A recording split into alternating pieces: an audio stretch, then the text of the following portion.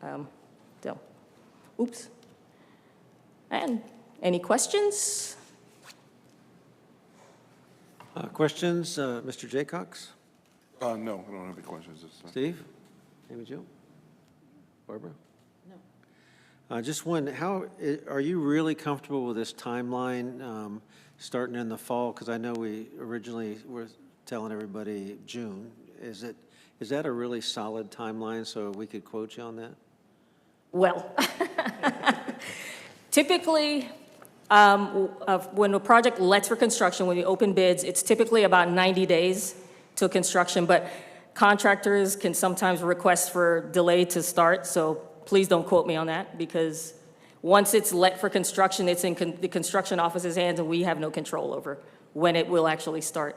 They might accelerate, they might want to start sooner, or they might ask to start later. Sometimes it's material acquisition, or maybe, staffing, issues why they can't start on time, or they might want to start sooner, and they might ask us to start as soon as they possibly could.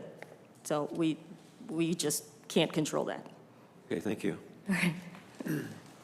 Yeah, Mr. Mayor, members of the council, good evening.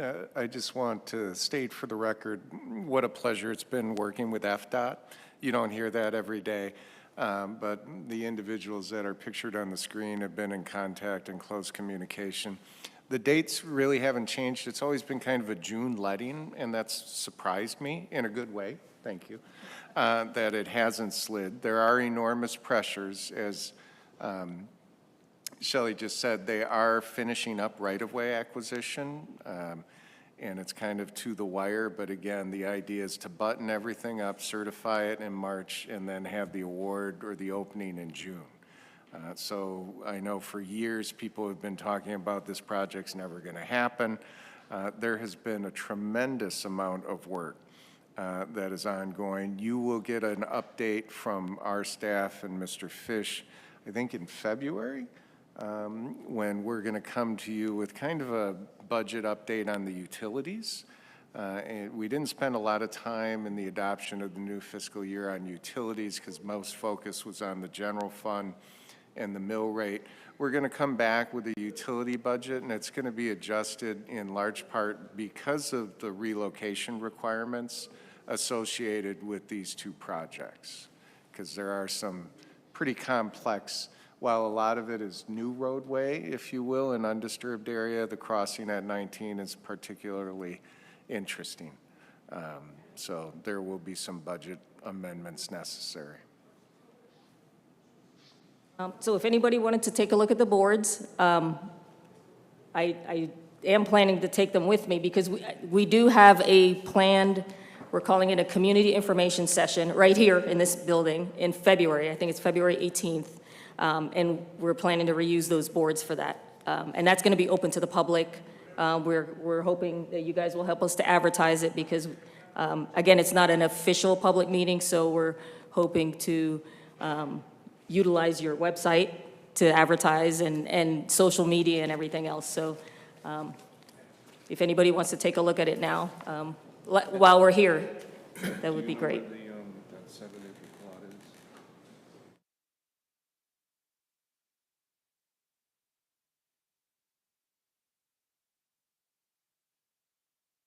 I was just wondering where the 7-acre plot of the father and daughter that's being taken over for this project is located. Do you know about that? I don't know the name of it. Jay Cox, can you speak up because I can't hear you? I was in contact with a man who said he was losing his house to this bypass project, and I was wondering where his house was located in the project. It's a 7-acre plot with 2 houses on it. So, the project has a very limited number of housing units affected. There were 4 along Patterson Street, which is across from Festival Park right here in downtown. Mm-hmm. So I'm certainly not aware right off the top of my head of a 7-acre that involves actually relocating them. Now, there are various properties affected, but not requiring a relocation of housing. okay. I'll try to find out the person's name. Yeah, and it's very limited. There were only 4 total, and they were all right together. And again, so many years working on it, of significance, the Pond B, which is on that eastern side, the fact that it's having to be enlarged, part of that was because there's a huge Duke Energy power line right next to it. They wouldn't let the pond encroach into it. So that's property actually being acquired from the city. And I bring that up because on your regular agenda, you've got some consent agenda items that while we're in the workshop setting, I wanted to at least offer Mayor, if there were any questions on those for the sake of efficiency, could staff answer any questions? If not, great. That makes the meeting at 7 go a little bit smoother. But anything else that you could think of while we have Mr. Strohs and Shelley and Catalina here, amazing team to work with. The fact that they've stayed on that June schedule, and it's no coincidence. When they move the money into fiscal year 26, it's no coincidence it's the last month of the budget year. They needed all that time to get us ready from a right-of-way standpoint, so it's happening. TJ, just help me hold my hand here a little bit. In most projects like this, I always want to ask what the risks are. Do we have any risks that could keep this from, at this point, happening or happening on time? Well, I won't speak for the department, but the first benchmark was having those funds programmed into their 5-year program and into the state budget this year. So that's all happened. And once the contract goes out to bid, it's a roller coaster that's not going to stop at that point. It's going to be issued, both contracts. The only determinant from that point on is what's the schedules. And the trail will be built a lot sooner than the realignment project. Any other questions? No, thank you so much for the presentation. Thank you. It was a quick meeting. We appreciate you. Thank you very much. Thank you. We'll adjourn until 7.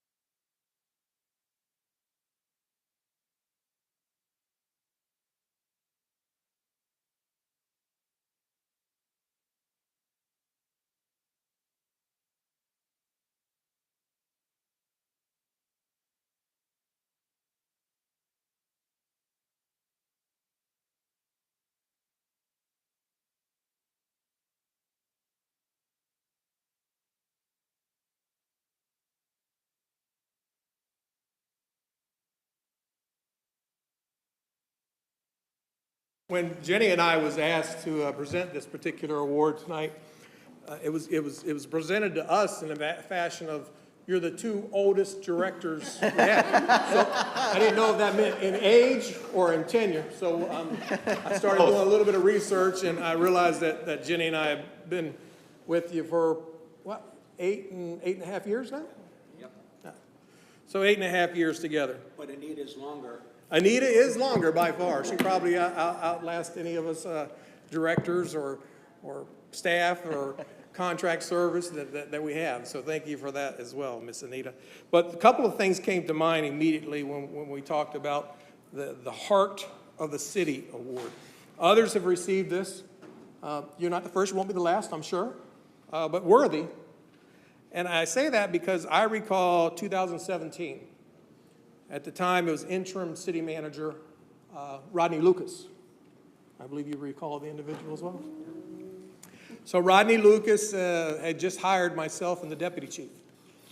And that was not an award of council per charter. That is the responsibility of the city manager. So that particular interim city manager had hired myself and the deputy chief, and I was in the office, and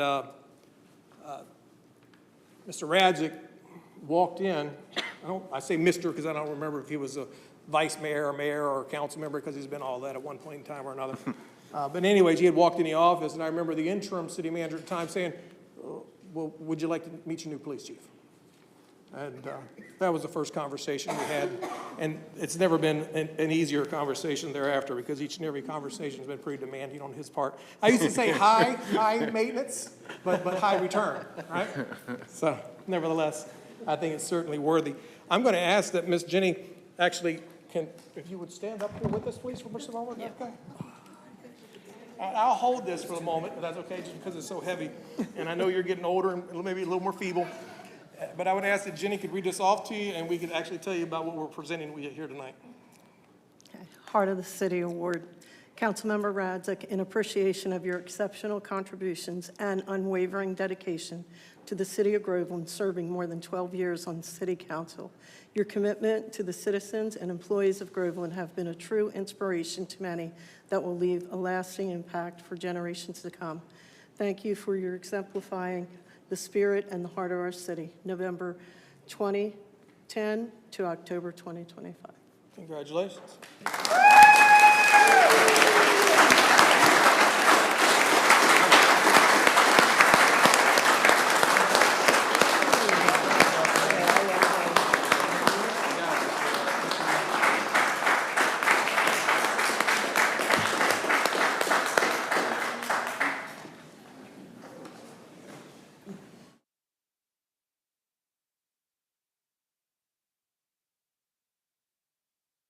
Words? Yes. I'll hold this for you. Sir. Yeah, sounds good. You want to do the picture first? You want to do the picture first? Oh, picture. They're still debating picture where there's something.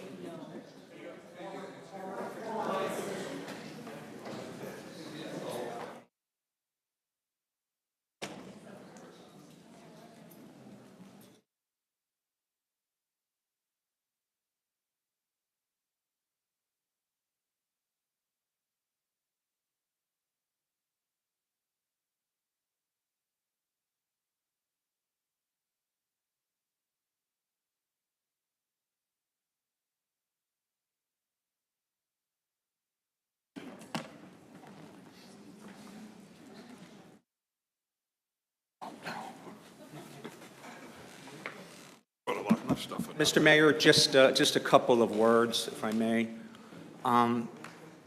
When Rose and I moved here in 2005, we were coming up 50, and the first thing that Rose saw was a person pushing a cart with all their belongings in it, homeless. And it touched my wife and I, because I've seen it in New York, but to see it in the South, in Groveland, which you didn't really expect, kind of moved us to the point where I had gotten involved in the city because I wanted to make a difference. Rose had the inspiration of the first Thanksgiving dinner that we'd help with the city, and then it dwarfed into Groveland Cares, and we do an event every year. So getting that really, really nice award and recognition is nothing compared to the love and support that I've had of my wife for over 20 years set at home, why I sat out here or why I sat up there. So, you know, a round of applause from me to her is again, I couldn't have done it without her. Nor could I have done a lot of the accomplishments that we did without some of the council members that's sitting here, be it Dina or Judy or people like Amanda who helped out on the parks and whatnot, or, you know, Mayor Wilson or John Griffin, and so many, many more. So that is greatly appreciated, and I thank you very, very much from the bottom of my heart. Thank you.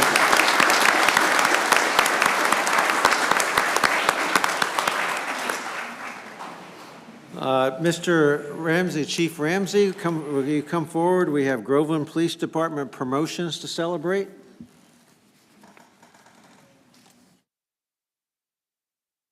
Wow. I mentioned about Mr. Radzik being high maintenance and high return. He can certainly speak. Thank you, sir. Powerful words tonight by Pastor Wilkes. Yeah, it was great to see Pastor Wilkes up here as well. I learned, 8+ years of being here now, you try not to follow a pastor in speaking or the city manager in speaking, because both of them are going to outdo you each and every time. And Pastor Wilkes certainly is testament to that tonight. So it was good to see him out here. But tonight, council and mayor, we're here to celebrate the achievement of a few individuals, and we're going to do this a little differently tonight. The promotions of the most recent promotions of individuals within our organization. So with that being said, I would like to ask Mr. Ritchie to come forward at this time. So Mr. Ritchie has been a long-standing member of the Groveland Police Department since October 10th, 2011, actually. He comes to us with a great deal of previous experience in both law enforcement as well as his military service. Throughout his career with the Groveland Police Department, Mr. Ritchie has held several key assignments in various different positions, to include the multi-jurisdictional Mid-Florida SWAT, as well as our training division, as well as our patrol division, and several other tactical leader positions. Mr. Ritchie's experience is certainly what has given him the opportunity to hold the rank of lieutenant as of today within our organization. Obviously, with that comes a great deal of additional commitments and additional responsibilities. So it's certainly my pleasure to introduce to him tonight as a lieutenant. Lieutenant Ritchie, it's a tradition that we offer you and or a family member or a significant other to come forward and pin you with your new lieutenant's badge. Do you have someone for that? Yes, I do. My son. And his name? Ryan. Ryan, his son. Ryan, I just asked, it is sharp, so be careful. Don't draw blood. A little blood never hurt nobody.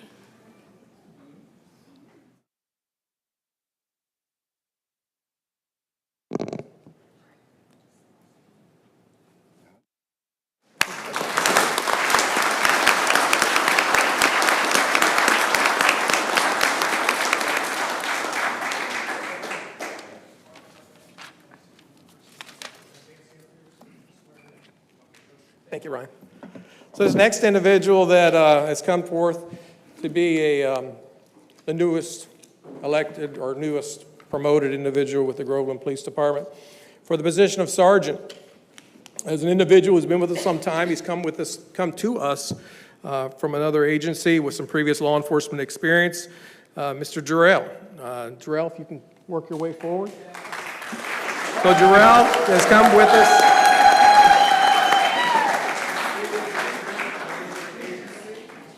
He has worked in various positions in different capacities within our Groveland Police Department to include road patrol and investigations. He really probably excelled most in investigations, and he certainly showed his commitment to work with our crimes against persons and do an outstanding job, and just to be sympathetic to those with those needs of those crimes, those victims of crimes against persons. So I applaud him for that. Sergeant Durrell, is there an individual, a significant other, a friend or family member that you wish to pin your sergeant's badge this evening? Yes, my father. Your father? And his name? Jonathan?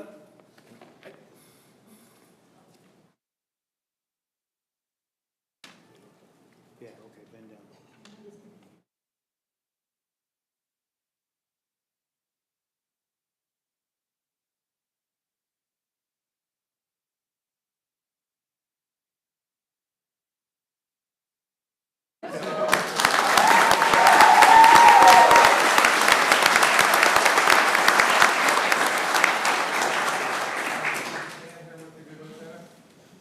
And Lieutenant, with one of the duties and responsibilities of such a lieutenant, and I think that you've seen others to include a lieutenant in the background here, Lieutenant Anderson, as well as Lieutenant Butu, both of which are in the back here. And I often take advantage of them and put them on the spot because a lot of this has to do with some growth of themselves, right? To give them the opportunity to grow as individuals, to become comfortable in a setting such as this, and so forth. So with that being said, I'd like to ask now Lieutenant Michael Ritchie to come forward and proceed with the promotional process of the newest corporal.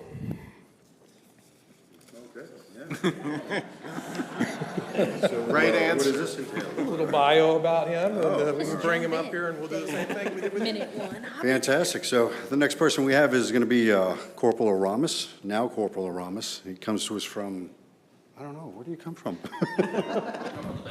All righty. All righty. So Corporal Aramis has joined the Groveland Police Department July 18th of 2022, bringing with him valuable experience from his prior law enforcement and military service.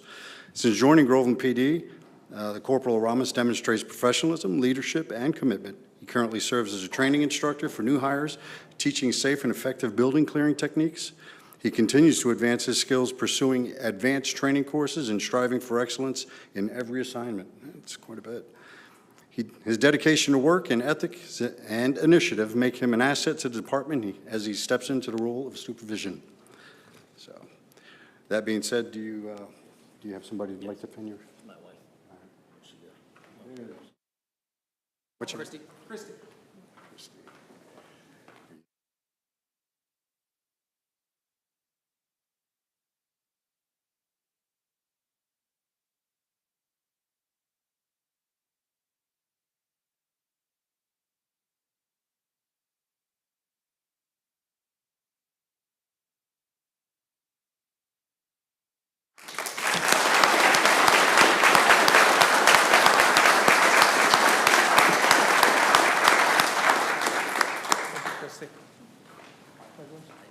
And if I could just ask council and the mayor to step forward, we'll have these three individuals stand before you or stand with you and take a photograph. And I appreciate the opportunity to allow us to present these individuals to you and talk about their accomplishments.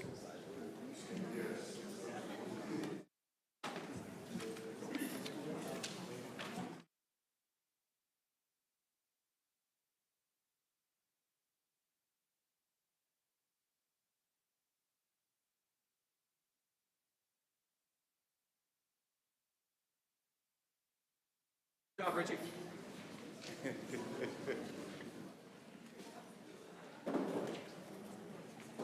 1, 2.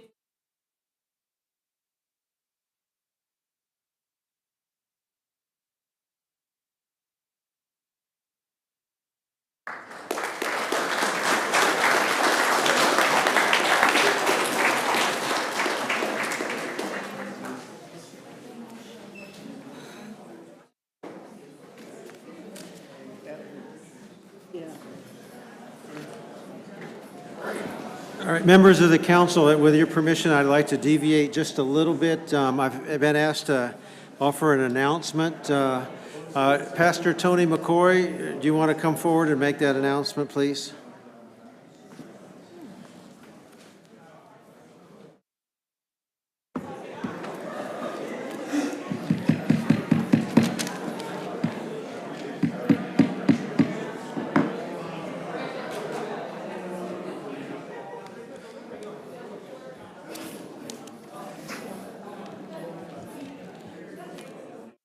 awesome.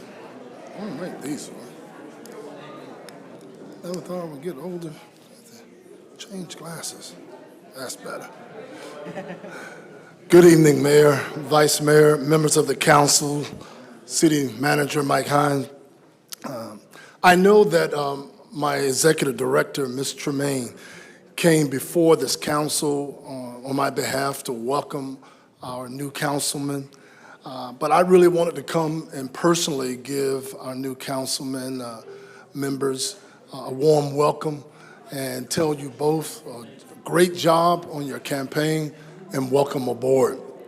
I also wanted to relay a very happy belated Thanksgiving to everyone here. Hold on just a second.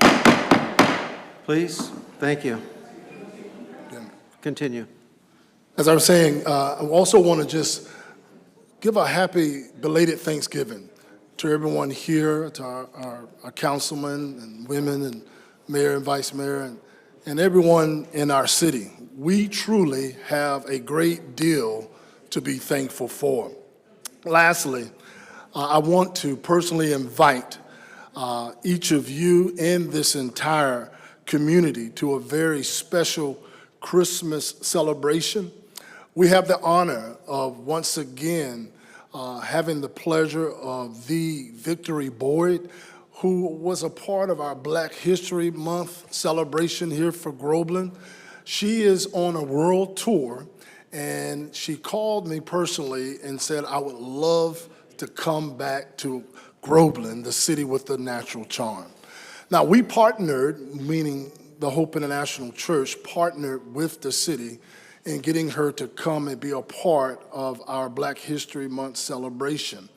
Now she's coming back again, and I just want to personally tell you that the members of Hope International are going to take care of that entire fee, and we would like it to be a community event where the community comes together and we celebrate Christmas, even as Bishop Wilkes said today, that we all walk in unity and on one accord.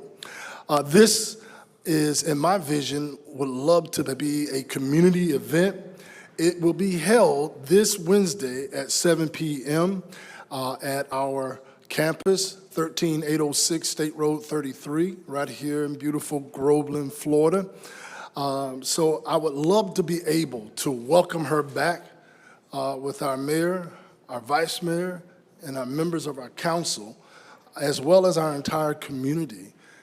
She is someone world-renowned. She packs out arenas, and she has a special place in our heart for Groveland. Again, I want to welcome our new councilmen here today. I'm really, really glad to have you both to be a part of this committee that has a heart to lead this city in new horizons.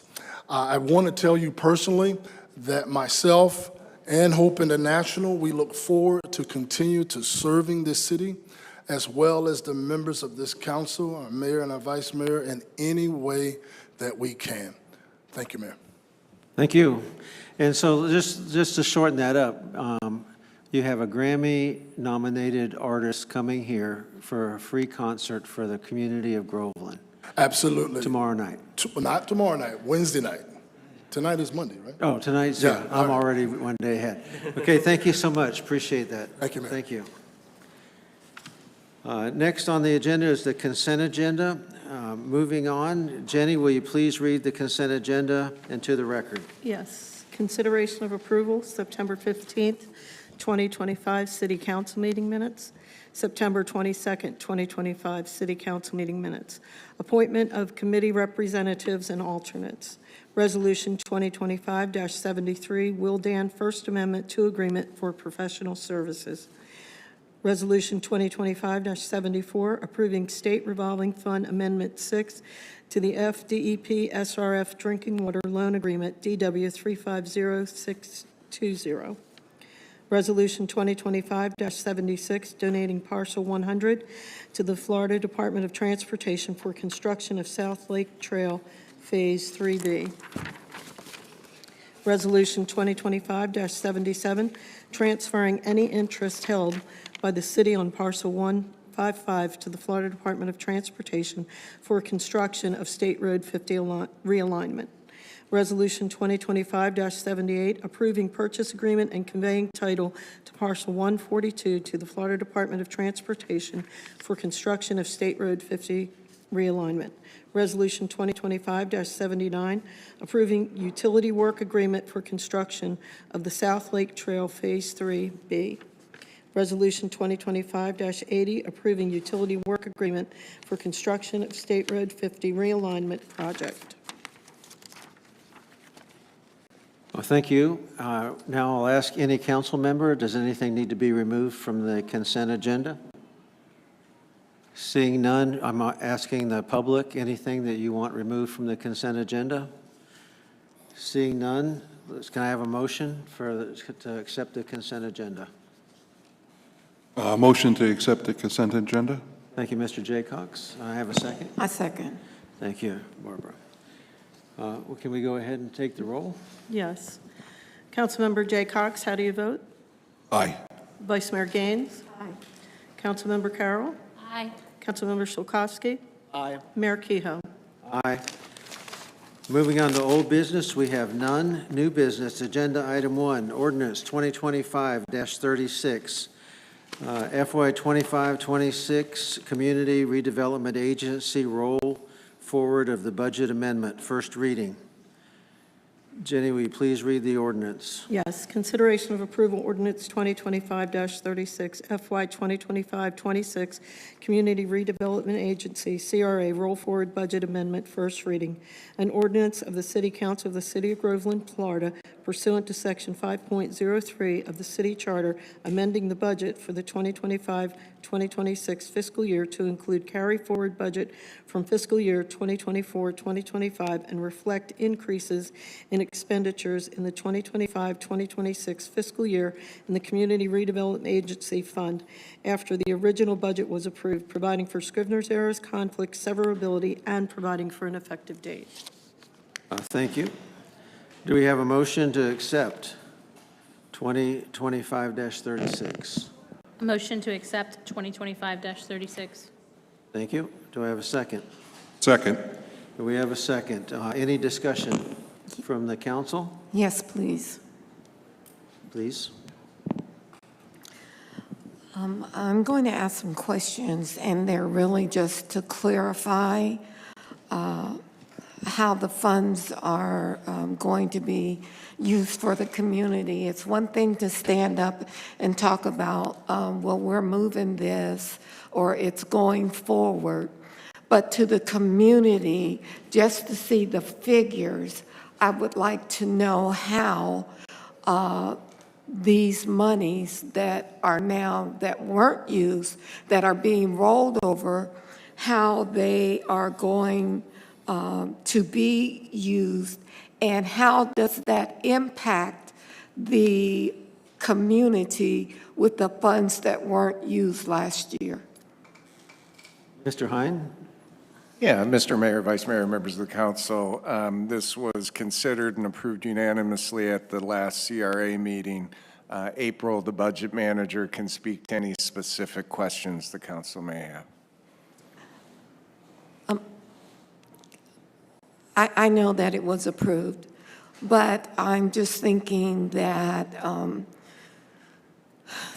sometimes we think that everybody knows what we know, and I know that not to be the case. And so with the rollover, if you will, I just wanted to know how that impacts the community, and if we could share that as to how the rollover impacts the community, I think the constituents would probably get an enhanced understanding of it.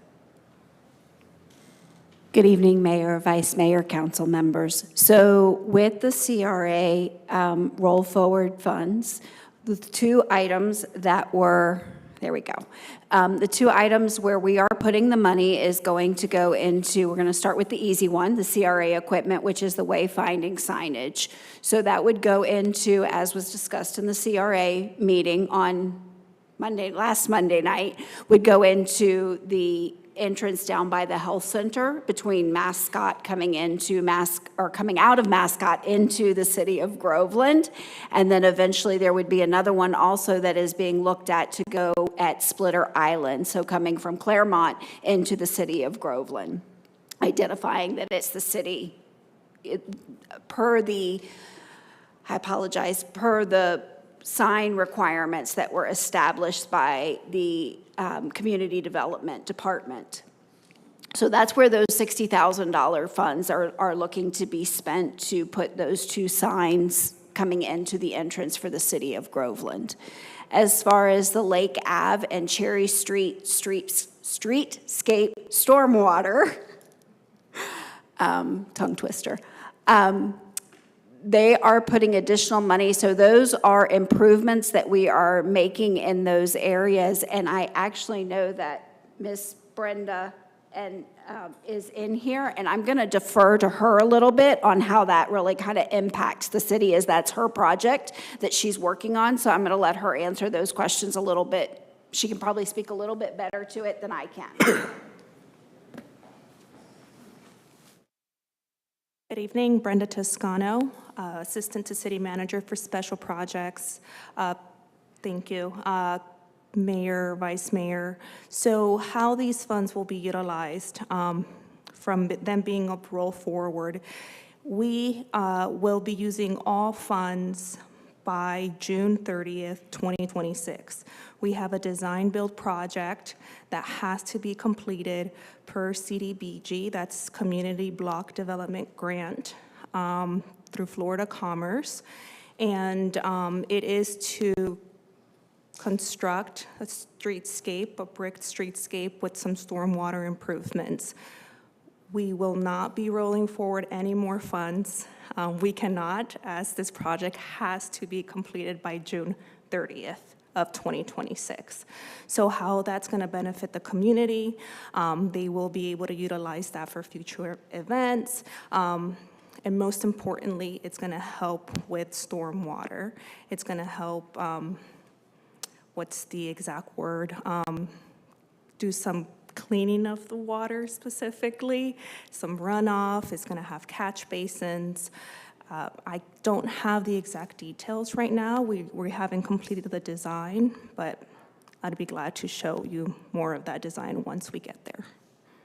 I know the answer, but there may be some people listening or maybe even sitting out here that don't know the answer. So could you just briefly tell me what a streetscape is?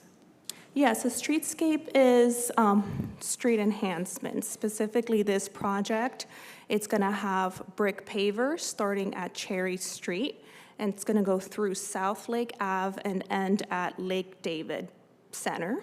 There will be sidewalk implementation, so it'll be safe to walk. It'll be ADA compliant. There'll be on-street parking with that as well. It'll have some beautification, so landscaping, and we can't forget that stormwater improvement. So drainage, curbing, all the pretty stuff that we don't really notice. I just want to make sure, I wanted to make sure that the public, our constituents, just have more of a vision than just numbers on paper. Thank you. Absolutely. Thank you, Vice Mayor. That was so important. And I think just to translate it down, we're going to keep the water from the roads from going into Lake David.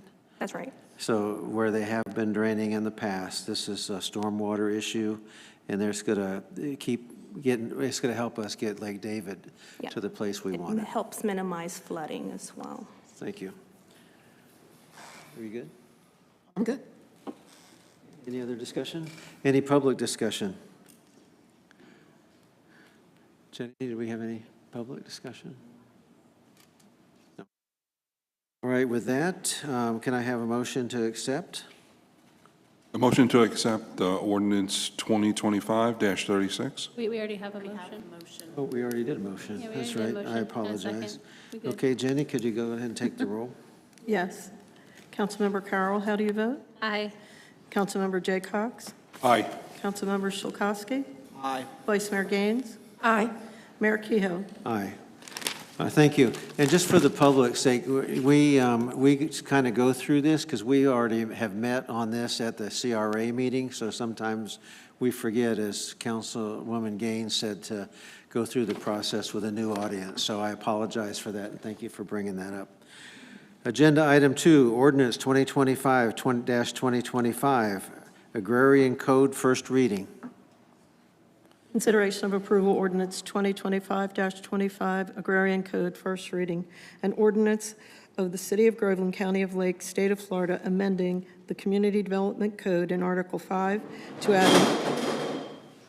add a new section 5.6 to allow agrarian uses within certain zoning districts within the City of Groveland, including zoning districts in the Green Swamp area of critical state concern, providing definitions and standards to support agriculture, local food systems, and sustainable land practices consistent with the comprehensive plan, providing for conflicts, codification, and severability, providing for an effective date.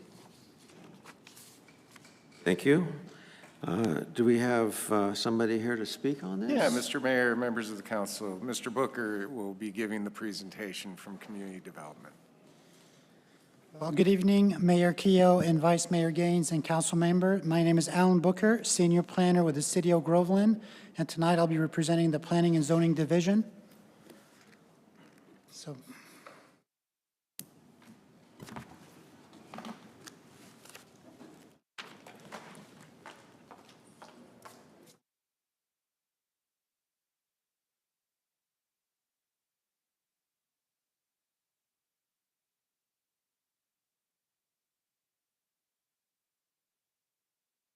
So tonight, just to give you a quick outline of the items that we're going to be talking about, the first one is the Agrarian Code, Ordinance 2025-25.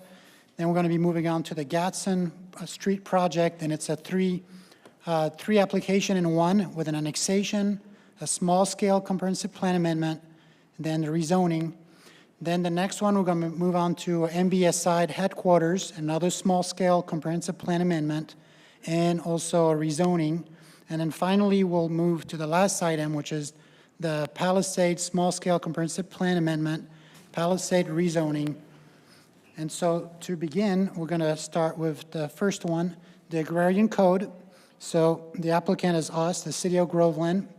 We're adopting the new Agrarian Code into the Community Development Code. So what is the eco-agrarian? So in the current state, the goal statement, this came out straight from our strategic plan. And so now tonight, so what's going to happen on March 4th, 2025 at Lake David Center, we provided inputs on the topics such as livestock farming, agri-tourism, forestry farming, and the preferred agrarian uses for residential communities. So now so really what it's going to allow is more agricultural uses throughout our form-based transect. So as you can see from the table, the P is where it's directly permitted. So for instance, like a community gardens from agriculture all the way to a town center, village core, hamlet, it'll be permitted. So conservation, you do not see that because obviously it's conservation. The town core is more your dense urban area like where we are in the downtown area, so you have a bit more limitations. Of course, properties in homeowners associations or will be required to provide written approval from either their HOA or POA as part of their application. So some of the new agrarian uses, you're going to have tractor farm, tented farm orchard, forageable wilderness, community garden, rooftop garden, front yard garden, aquaponics, apiary, chicken coops, rain harvesting, hydroponics, and hoop house. So you can see the images a little bit, get you an idea. Now, the apiary state regulation, we had to make some modification to the code at the planning and zoning stage, and this has been changed tonight in the new ordinance. So the authority to regulate, inspect, and permit manage honeybees colonies to adopt rules on placement and location of registered managed honeybee colonies is preempted to the state and superseded our city ordinance. That's one of the reasons we couldn't go too far with this application. So the statute allows an apiary to be located on land classified as agriculture by the property appraiser for the purpose of providing ag exemption for real estate tax purposes and on land integral to beekeeping operations. So from staff approval, we recommend approval of ordinance 2025-25. Our planning zoning board unanimously approved ordinance 2025-25 with a condition that the apiary was to be removed from table 1, which it has. And so since it was preempted by the state and superseded a city ordinance.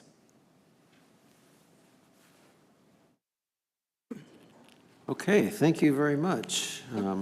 2025-25 is a great step forward, and appreciate all the hard work on that. Do we have a motion to accept 2025-25? A motion to accept 2025-25. Second. We have a motion and a second. Any discussion from the council? Is this condition part of that motion?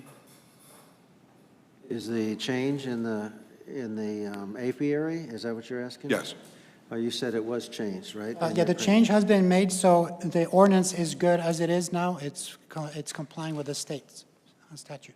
Thank you. Any other discussion? No, just that we've been really looking forward to this, so glad it's finally here. Okay, ma'am. I just have a couple, because the devil's in the details on this. And I think when we originally were talking about this, we were trying to get some different styles of zoning. How would that happen? Like 1 to 2 acres or 2 to 4 acres instead of a 5-acre agricultural zone? The discussion around that was now that we have hydroponics and aquaponics, and a aquaponic does 2 acres in one little building, do we still need to have that 5-acre regulation? Is there anything the city could do? That's question one. Question two, it's very close to my heart, is what about irrigation? Are we going to have some stipulation? Because right now it says if you're within a certain amount of feet from a reclaimed water pipe, you can't have a pump, right? And you can't have you have to tie into it. And for an agricultural area, even 1 acre of peach trees times 2 inches of water a week on reclaimed water would make it unfeasible to have agriculture there. So is there any change to that, our water code for these designated areas? I think it would be very, very good. And because they're so far out from the city, also discussion, I'm going back to when we were doing the land use plan, that at that time we were talking about what would the wastewater, what would the waste or black and gray water, would it be septic tanks? Would it be other kinds of feasible ways? If you have 5 to 10 acres, do you need to have the hookup to our sewer supply? I know that since then Lake County has come up with a different system that people can put in instead of a septic tank. But I would also ask if there would be some kind of definition of how all the water would be handled in an agricultural type setting. So that would be my input on getting that nailed down. Go ahead. So actually on all 3 counts, I probably will have to defer back to my director to double check, because I do not recall that there was an exact acreage that was specified. And then as for the irrigation, I would have to go back to fine tune the code and to see what we said exactly in regard to irrigation and how they will connect. Because you had also another question about like where's the sewer or like the dirty water, where would it go essentially, right? Yeah, septic tanks we don't want anymore, but there's To run a pipe from our plant all the way out to a 20-acre farm would be cost prohibitive, right? And so what will those concessions be that we would live with and we could be comfortable with? Those would be questions, and I think they should be housed in this agrarian code, because that's how we'll attract people, to show them that we're not going to penalize them, but actually make it beneficial to grow their vegetables and all that kind of thing there. I would say we might need a acreage on it, like 2 or 4 or whatever, because you can't have a 65-foot lot that somebody says, I'm going to be an agrarian code. So that would be my input on that, and I appreciate, again, all the hard work. And this is, I'm so sensitive to it, because this is part of our strategic plan, eco-agrarian lifestyle, and this is really going to make it true, right? Make it come true. So with that, Mr. Mayor, based on your questions and based on the lack of information and that the planning department has to go back and ask questions, should we table this issue? I think you have to make that motion, and Well, Anita, do we have to remove the first motion, or can we make a new motion to table this? If you wanted to amend the motion, you could move to amend it, or the initial motion could be withdrawn. Okay. If that's Who what made the initial motion? mover would like to. Do you want to withdraw your motion? Do you feel like you need those questions answered before we can vote? I think that those are specific details that anybody want. that wanted to have a 1-acre farm would Gotcha. need in there. Okay, I will withdraw my motion. Okay, then, Mr. Mayor, I'd put a new motion out that we table this until we get all the information need- from the planning and zoning, Wait, based on your... second has to, Oh, we have to second it? Okay. Yeah, I'll withdraw. I believe, because I was on planning and zoning, I believe we were working on the questions that the mayor had, and it was in another section. So I'm not sure if that's coming at another meeting or what, but I know Mr. Maslow was working on irrigation and other matters that were before the board. Yeah, Mr. Mayor, members of the council, you obviously are the legislative body who can choose to do what you want with this proposal to update your code to embrace agriculturally based industry. The mayor's questions certainly are specific and germane to the question, but as you suggested, Councilman, some of it would probably be in the utility code and not the land development code, especially when it comes to regulating septics and wastewater and irrigation rights, because we have some requirements from the Water Management District. There are alternative wastewater treatment technologies that are small scale and could be employed. As Mr. Booker stated, those aren't contemplated in the Land Development Code updates. So you can send it back and wait, or you can approve incrementally what you have tonight and send back with the direction that P&Z consider these other items. It's really your discretion. Looking at me, I say, let's button it up. We get the code, let's button it up and vote for so we know what's going on, you know?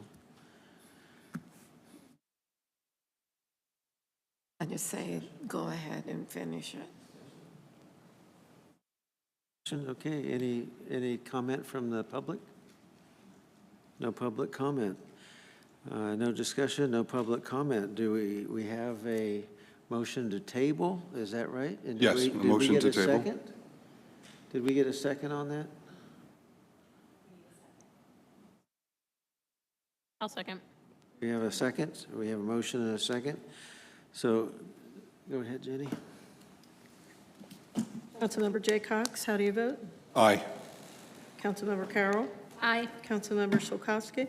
Aye. Vice Mayor Gaines? Nay. Mayor Kehoe? Aye. Okay, so passes. Agenda item 3, ordinance 2025-29, Gadsden Street annexation, first reading. Jenny, please read. Consideration of approval, ordinance 2025-29, Gadsden Street annexation, first reading. An ordinance extending and increasing the corporate limits of the City of Groveland, County of Lake, State of Florida, pursuant to the voluntary annexation provisions of Section 171.044 Florida Statutes 2025, annexing 1.90 plus minus acres of real property not embraced within the present limits of the City of Groveland, providing for findings, providing a legal description and a map, directing the city manager to record certified copies of this ordinance after approval with the Clerk of Circuit Court, the County Manager of Lake County, and the Secretary of the State of Florida, providing for conflicts and severability, providing for Scrivener's errors, setting an effective date. Thank you. Okay, thank you. So for item number 3, the applicant is for ordinance 2025-29. Paul Gaynor is the applicant. The request is to annex into the city of Groveland, and the location is west of Gatson Street and north of Anderson Road, and the acreage is approximately 1.9 acres. So we have a conceptual plan here, 30 feet wide shared access easement, building number 1, 7,500 square feet warehouse, and building number 2 would be 10,000 square feet warehouse. And for this project, we recommend approval of ordinance 2025-29, and the Planning Zoning Board has unanimously also approved ordinance 2025-29. Thank you. Do we have a motion to accept 2025-29? I make a motion that we approve ordinance 2025-29. I'll second. We have a second. Any discussion from the council? Seeing none, any from the audience, from the public? Seeing none, let's move forward with a vote. Vice Mayor Gaines, how do you vote? Aye. Councilmember Carroll? Aye. Councilmember Jay Cox? Aye. Councilmember Shulkowski? Aye. Mayor Kehoe? Aye. Just, if I can just take a step back now, that's approved. When we do this, isn't Gadsden and Anderson, does this now come into the CRA since it's annexed into the city?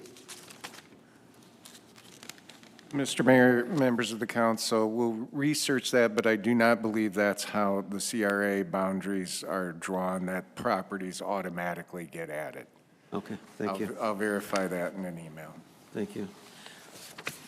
Agenda item 4, ordinance 2025-30, Gadsden Street Small Scale Comprehensive Plan Amendment. First reading. Consideration of approval, ordinance 2025-30, Gatson Street Small Scale Comprehensive Plan Amendment, first reading. An ordinance of the City Council of the City of Groveland, Lake County, Florida, amending the City of Groveland's comprehensive plan pursuant to 163.31871 Florida statutes by amending the future land use plan designation from Lake County Urban Low to the City of Groveland Employment Center on the future land use map for the herein described properties consisting of 1.9 plus minus acres, authorizing the city manager to amend said comprehensive plan, repealing all ordinances in conflict herewith, providing for severability and Scrivener's errors, providing for forwarding of this ordinance to the State of Florida Department of Commerce after adoption, providing for an effective date. Thank you.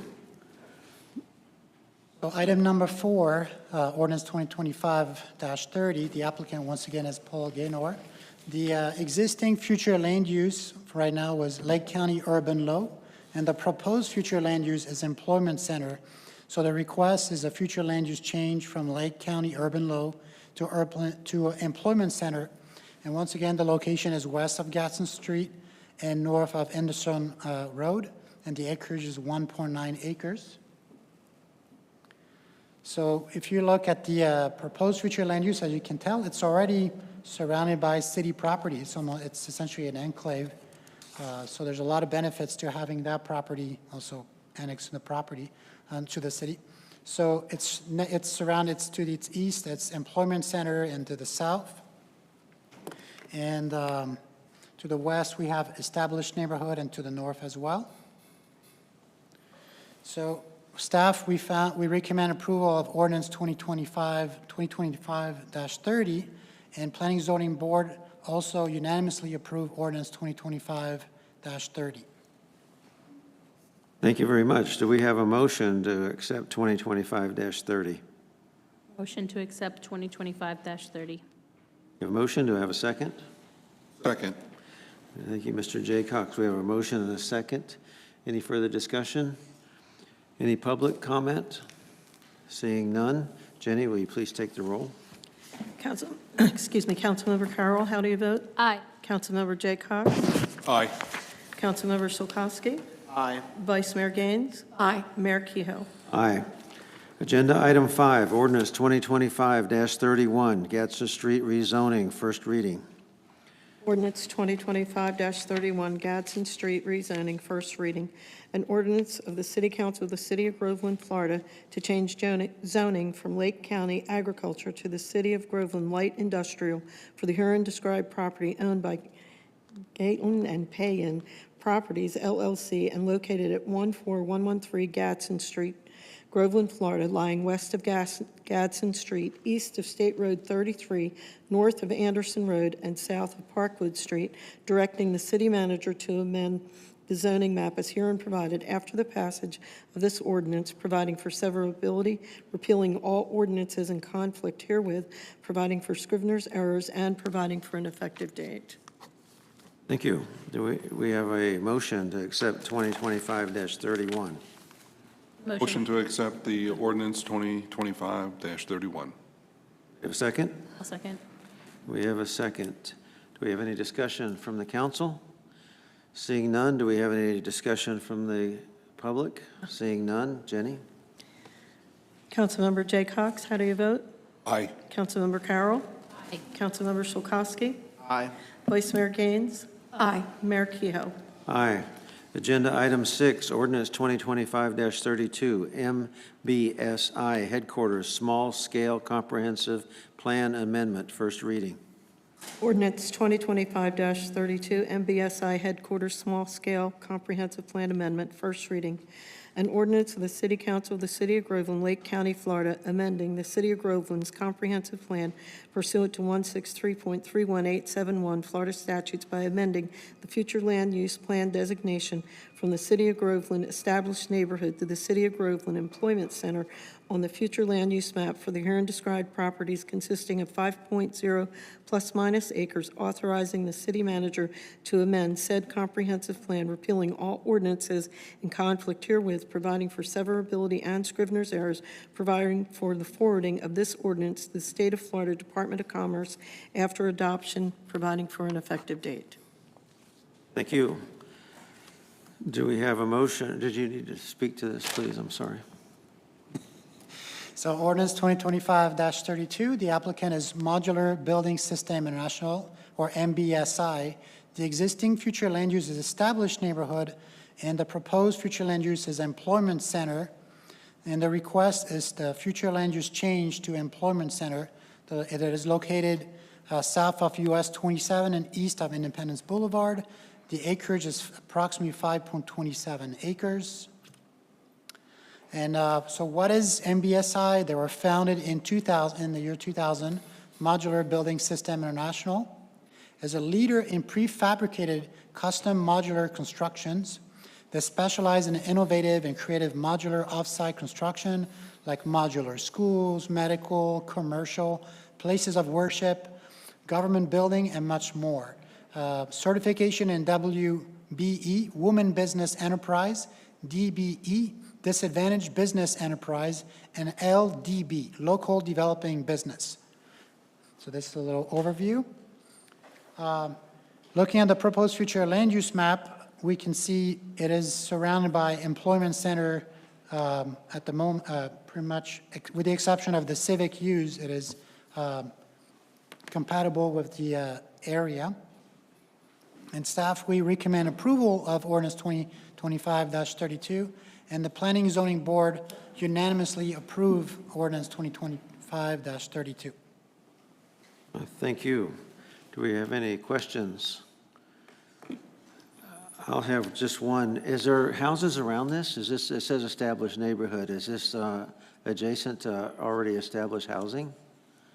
So to the north, it is Civic and Employment Center. It didn't have, there was no established neighborhood in this area. And one of the reasons for the request is that the PUD zoning has expired. So And because of the way our code is, the future land use and the zoning, they have to be consistent. So in order to have it, the light industrial, they have to change the future land use. So that's why they're requesting employment center. Yeah, and Mr. Mayor, members of the council, if I can translate some planning language. In our code, established neighborhood is PUD.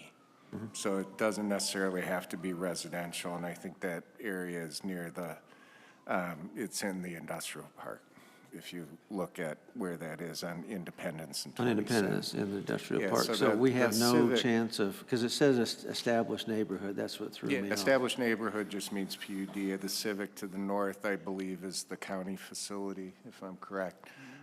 So that's what that Civic is. So it's appropriate for a headquarters. Okay. Yeah, I know we have another residential neighborhood real close to that area. All right, thank you. I appreciate that. Any other questions from the board? Could we go ahead and get a motion to accept? I move to accept ordinance 2025-32. A motion to accept, second? Second. And we have a second. Any further discussion? Seeing none, any public discussion? Seeing none, let's move on with a vote, please. Councilmember Chilkowski, how do you vote? Aye. Councilmember Jay Cox? Aye. Councilmember Carroll? Aye. Vice Mayor Gaines? Aye. Mayor Kehoe? Aye. Agenda item 7, ordinance 2025-33, MBSI headquarters rezoning, first reading. Ordinance 2025-33, MBSI Headquarters rezoning, first reading, an ordinance of the City Council of the City of Groveland, Florida, to change the zoning from City of Groveland PUD to the City of Groveland Light Industrial for the herein described property owned by Modular Building Systems International, LLC, and located on Independence Boulevard, Groveland, Florida, lying south of Constitution Way and U.S. Highway 27, north of American Way, east of Independence Boulevard, and west of State Road 19, directing the city manager to amend the zoning map as herein provided after the passage of this ordinance, providing for severability, repealing all ordinances in conflict herewith, providing for Scrivener's errors, and providing for an effective date. Thank you. So for ordinance 2025-33, so the request really is to rezone from that expired PUD to light industrial on 5.27 acres. So we can see we have, so it is light industrial. I believe there's an error. This is still showing the future land use, but it is directly to the north, it was public and light industrial. To the east, it is light industrial zoning. To the south, it is public and light industrial. And to the west, it is light industrial. So we found this compatible with the area. And staff recommends approval of ordinance 2025-33, and the Planning Zoning Board unanimously approved ordinance 2025-33. Thank you. Any discussion? Seeing none, do we have a motion to accept?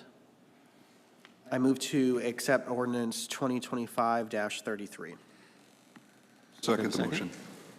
Second. Thank you, Mr. Jaycox.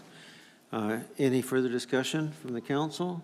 Seeing none, any public discussion? Seeing none, Jenny?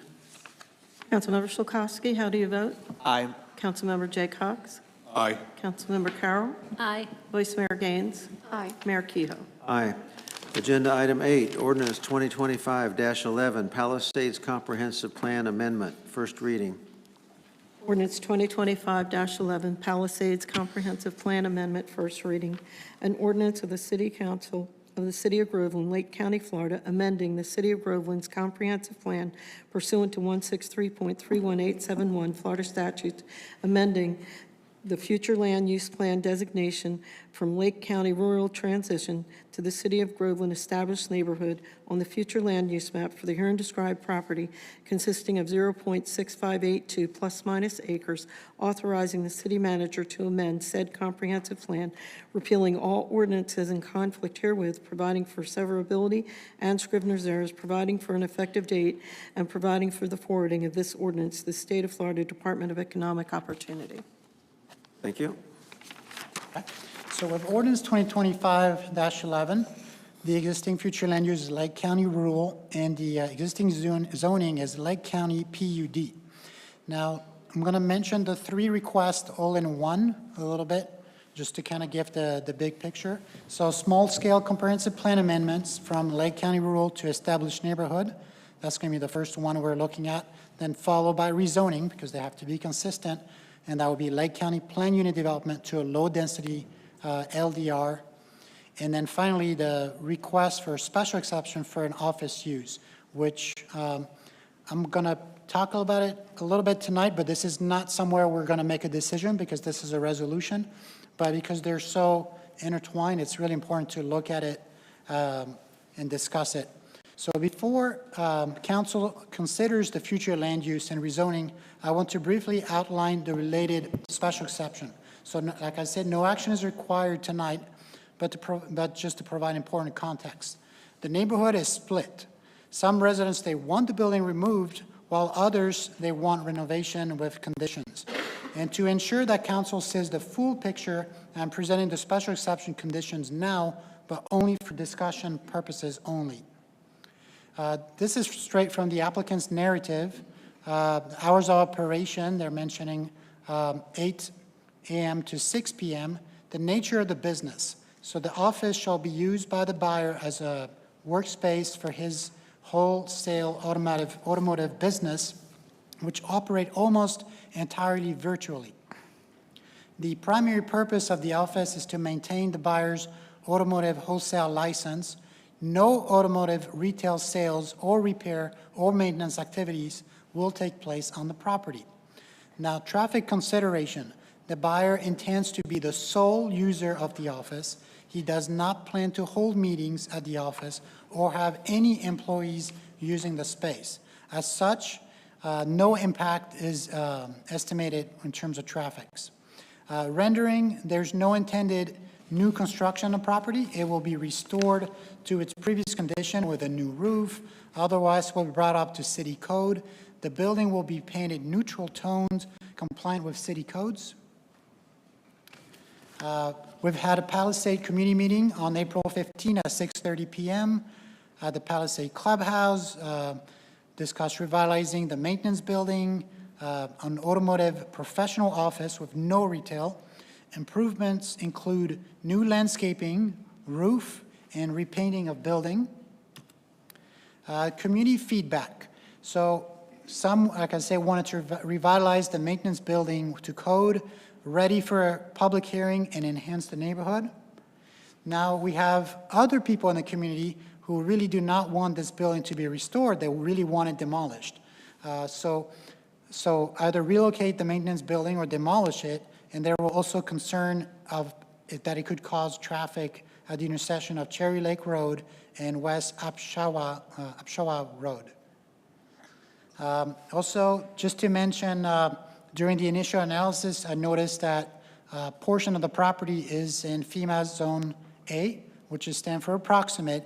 If it has AE, that means there's also an elevation. That means they did a much thorough analysis. So in this analysis, that means it could be, there's a high probability that it is actually technically outside of the floodplain, and that's why we recommended the applicant that they obtain an elevation certificate so we can find out, and they also have the ability to submit to FEMA and obtain what's called a letter, LOMA, a letter of map amendment, and if you, and which is free, if you're on natural high ground and you're in approximate zone A, you can submit to FEMA. They used to do it around 30 days, and if you happen to be higher than what they believe is their flood, then you can get a letter from them saying you're no longer in the floodplain. So as you can tell in this picture, all the ones in purple, those are all the homeowners who actually got and applied LOMAs over the years. You can see some in 2009, 2015, and so we have an idea of what the floodplain could be, and or like at least we know if, like I say, if they know if their home is at a certain elevation, they submit it to FEMA, and they obtain that letter, then they no longer need a flood permit. So this is always, and also it can save you money on flood insurance if FEMA give you this flood certificate, this LOMA. Here's a picture from Google Street View, looking straight down at the at this dilapidated building, so you get an idea.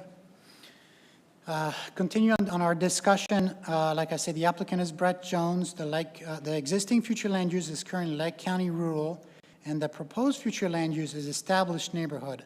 And the request is a special exception use. And like I said, the location is south side of Cherry Lake Road, and the acreage is 0.658 acres. Now, I did copy this straight from the resolution so everybody can see, as this has been going through Planning Zoning Board, and it did go through City Council previously. So some of the condition we put in is operation of a professional office are allowed on the property. The use shall be limited to professional office operation with no outdoor storage or commercial vehicle parking. The office shall operate only between the hours of 8 a.m. and 6 p.m., Monday through Friday. The structure, this was added, may not exceed 1 story. Retail sales on site are not permitted. Neon signs are not permitted. Sign must adhere to the city's sign code. The building and site improvement shall comply with the Florida Vernacular Architectural Design, including signage, and shall meet all applicable design and zoning standard in the city community development code. Site development shall be subject to the site development plan review and approval.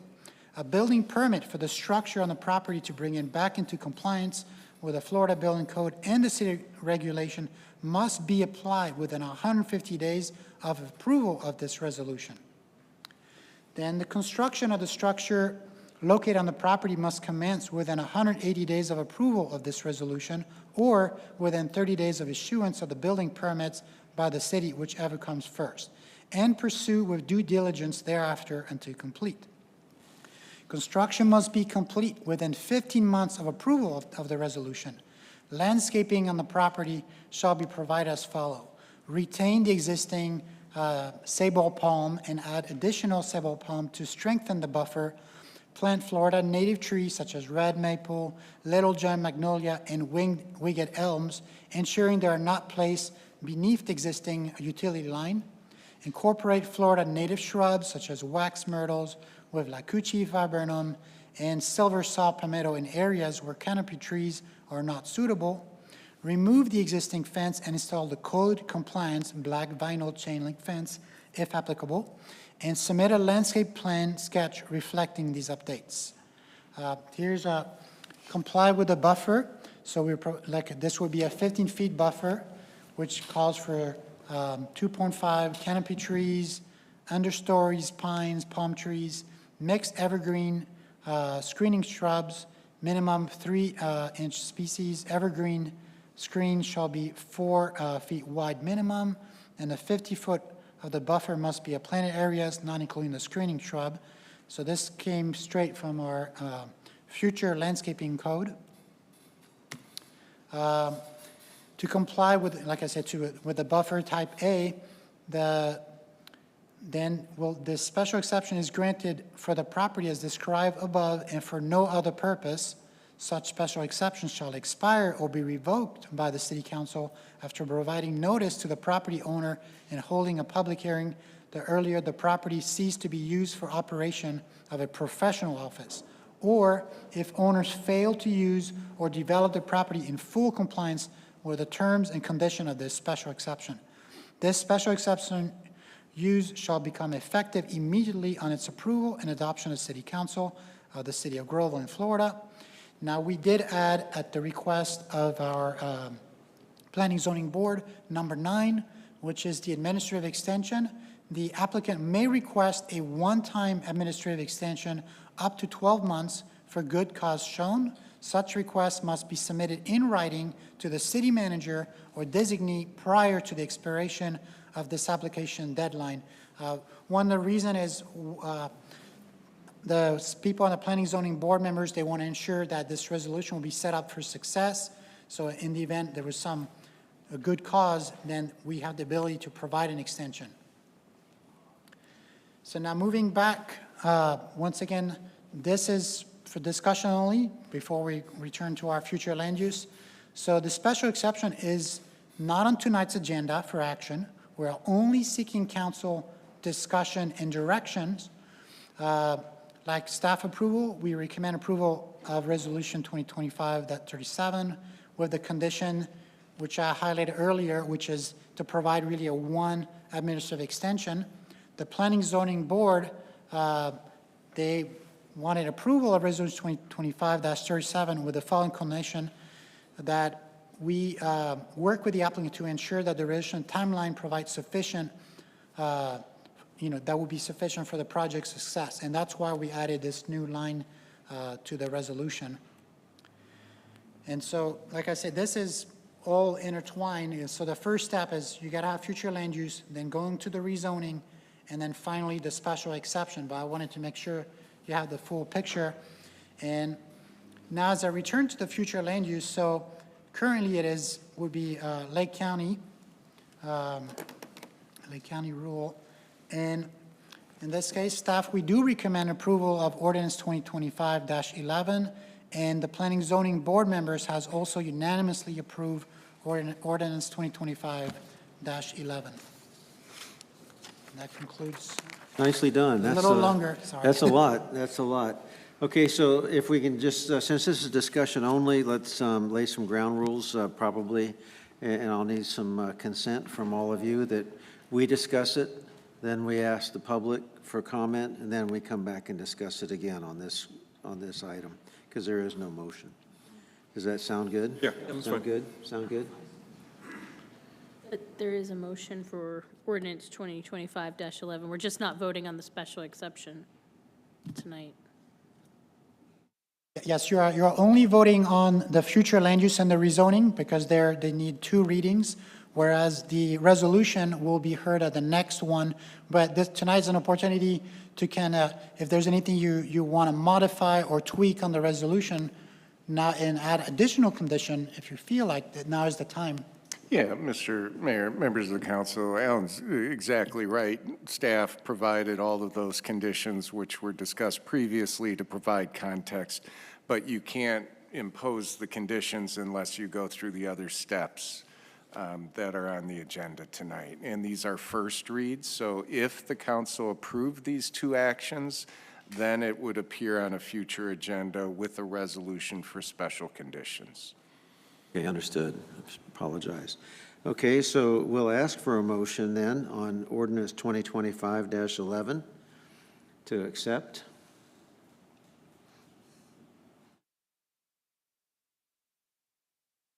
Seeing no motion to accept, does anybody want to make an alternative motion? Motion to table? Motion to table? I have a question. Motion to discuss. Can we do that? Can we just discuss it first? Can we do that? You made a motion, Provide a though. second for the discussion. For discussion? Okay. Can we do that? Okay. Motion to discuss, and we have a second. So motion to discuss. Amy Jo? Alan, I have quick questions. If we don't change the comp plan, what happens with this property? Well, currently the property has violations. In order for them to move forward, they do need the rezoning and the future land use, because right now they are getting a violation every single day. So I believe. Yeah, and Mr. Mayor, members of the council, Councilwoman Carroll, maybe that's a better question for Anita.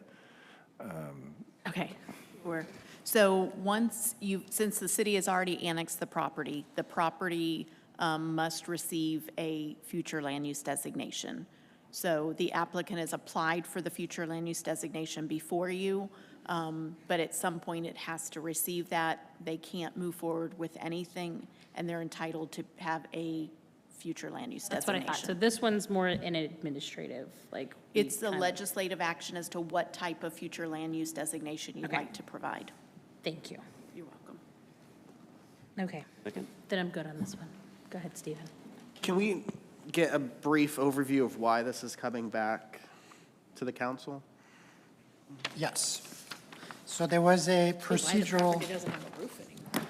So the initial staff report, all this item was issued in July. However, following a review by the city attorney on September 9, 2025, it was determined that the lot split had not been finalized and the required public notice had not been completed prior to the small-scale comprehensive plan, rezoning, and special exception use. So essentially, that would be we're not following our procedural due process. So we had to ensure that we properly advertised the lot split, because there was a lot split done first, but had not, there was some issue with the legal description and all that, and so that could not be completed on time. Therefore, we ended up bring this all the way back to Planning Zoning Board, re-advertise, do a proper lot split with all the proper advertising and posting on the property. That's one of the reason we're coming back, to be sure that we're transparent and everything is done properly. Can I just build on that, or just clarify it for me? Who didn't file it? Who didn't file the lot split that caused this to happen? Is it on the city, or is it on the owner, or is on, who has caused this to come back? Yeah, Mr. Mayor, members of the council, I'll take a little off Mr. Booker's plate. Representatives of the applicant are in the audience, and Anita, I wasn't present, but let me restate what he said. There were concerns voiced by members of the community that the proper notices were not given. When we went back and did the due diligence, we recognized that the lot split was never recorded, so therefore it threw our notice distance off, because instead of the small parcel, it would have encapsulated the entire bigger parcel golf course area. Now, who normally files or records the lot split, I can't answer, but maybe somebody else in the audience can. Does the representative from Oh, the... before we have the representative, can I ask a couple questions of our planning people? Sure. Okay, thank you. What is it zoned now? Well, technically, right now, it is not zoned, it doesn't have it's still using the Lake County, like I said, if we go back, it's still Lake County.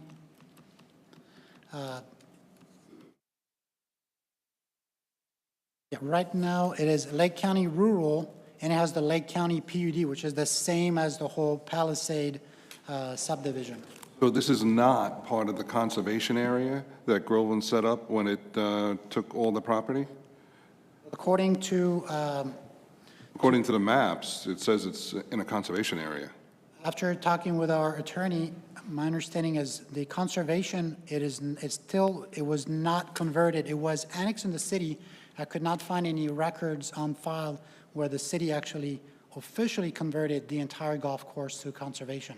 So essentially, the golf course is floating into the city as a Lake County rural with a Lake County PUD at the moment. So the entire golf course is not zoned presently? Presently. And we're just talking about this one little piece of parcel instead? And we're trying to change the zoning on only that parcel instead of the entire thing? Are we supposed to rezone that as a conservation area? Anita, are we supposed to rezone? No, so that's under a different ownership. This property is owned by the Palisades HOA. The golf course property that the city acquired and sold to them, I don't believe included this property. It may have. I'd have to go back and look, but they're two separate. We've received an application on this particular property. So we have not received an application on the remainder of the golf course property.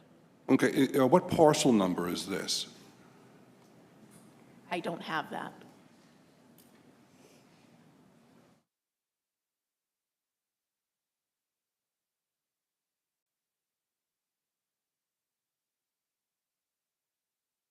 Actually, this would have been included in that because it was owned by the HOA, and that was part of the parcel, the overall legal. We had a survey, and I think this was part of that. But like I said, we received an application on this piece only. Well, That's why it's before you. my question is, the parcel number that's on the city maps shows the whole area of the lake is that parcel number. It doesn't have a parcel number for this little piece. So it's part of the larger piece, which is the lake and everything around the lake, which is a conservation area, according to the map. The lot split was recorded in the public record. Sometimes the property appraiser, there's a lag time before they put it in their system and assign it a parcel ID number. So if you look at it today on GIS, it may very well be the same parcel ID as the rest of the Palisades undeveloped properties, but it will be assigned its own parcel ID number and alternate key number. Okay, so it was never included in the conservation area? I'm not familiar with what you mean by conservation area. Well, wasn't the entire golf course given back to them as a conservation area? Not to my knowledge. It was deeded back to them. They acquired it from the city, but I don't recall anything relating to conservation.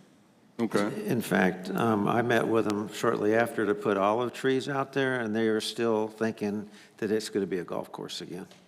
So.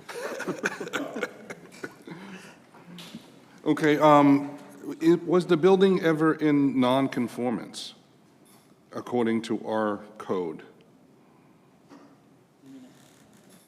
Yeah, Mr. Mayor, members of the council, Councilman Allen's not over code compliance, but if you mean, has it been subject to code enforcement? Yes.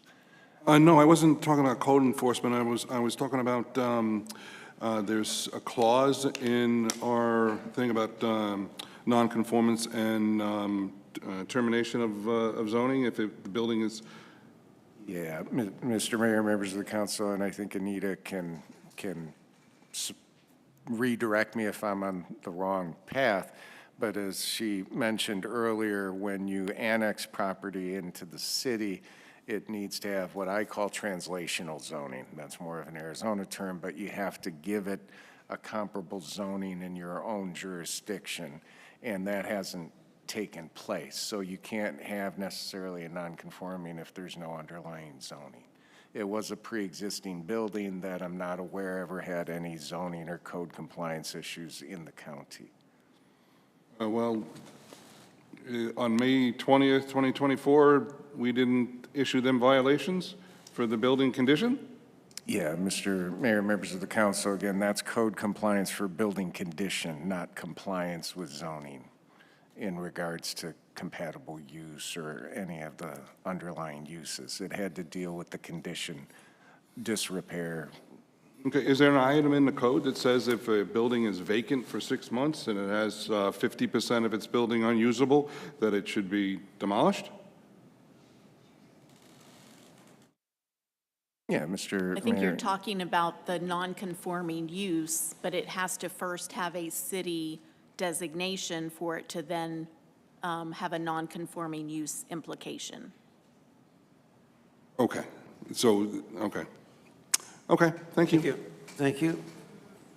Madam Vice President, you wanted to chime in? Vice President, you just keep getting promoted. Vice Mayor, I'm going to change your title to Vice President, okay? Be easier. I find this whole situation to be very confusing. Last week, I think the city manager sent out some information from the Duceys and Mr. Joyce regarding the conservation. And then as you go on to read, one seems to be in conflict with another. So I'm really glad that this is just a discussion and that I don't have to vote tonight, because I'm very confused about what is happening here. Is it conservation or ain't it conservation? Which is it? And I guess maybe I need, like back in the day, they had garanimals, but I guess I need garanimals, if you will, for the understanding of what's really going on here. And I also want to ask, under what conditions is there a special exception? And let's say that this was a conservation area. What allows for special exception? Thank you.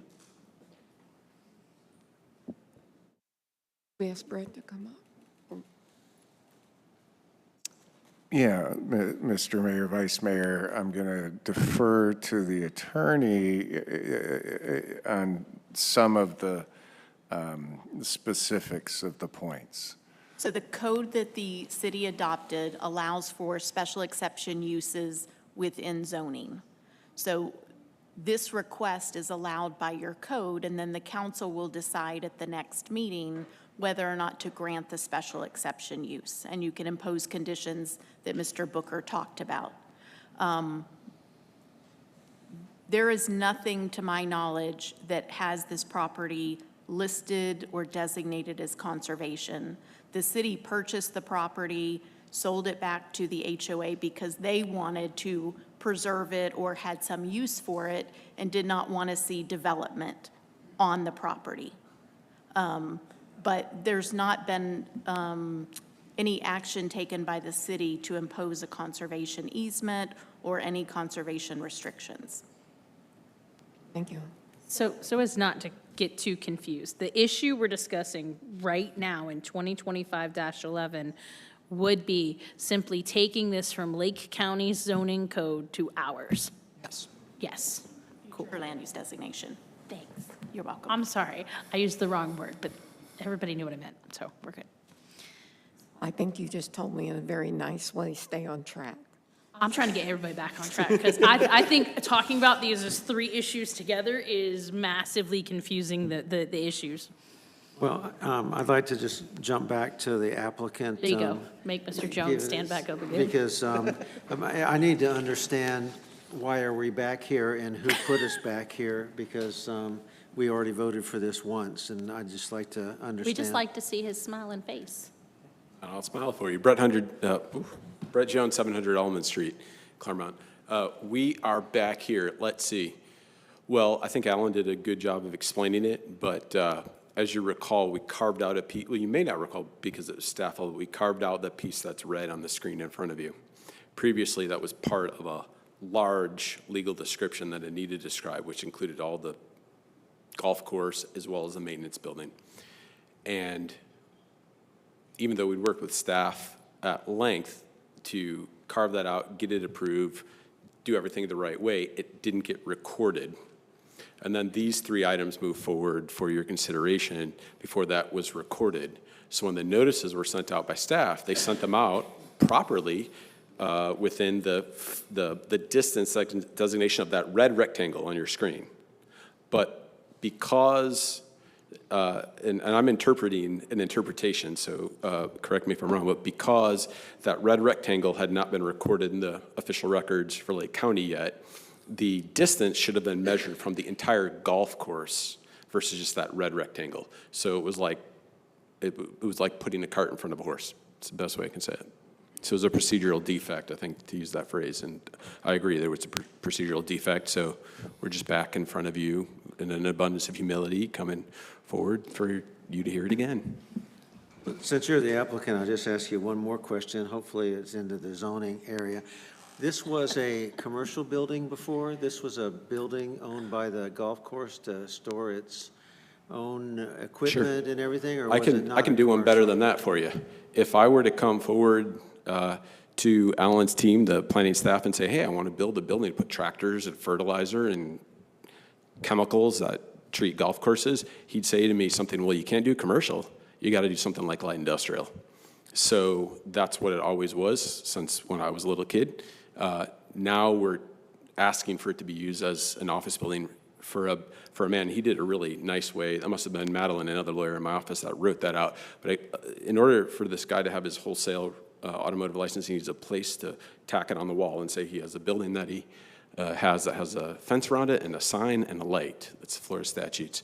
So, in conversation with Mr. Maslow, initially I submitted it like, hey, I wanted to do this use, it should be commercial. And so that was our initial application. After thinking about it, Tim came back and said, actually, if you don't mind, if you don't mind tightening up that use, what if you go for this residential with a special use exception, which is allowable under residential?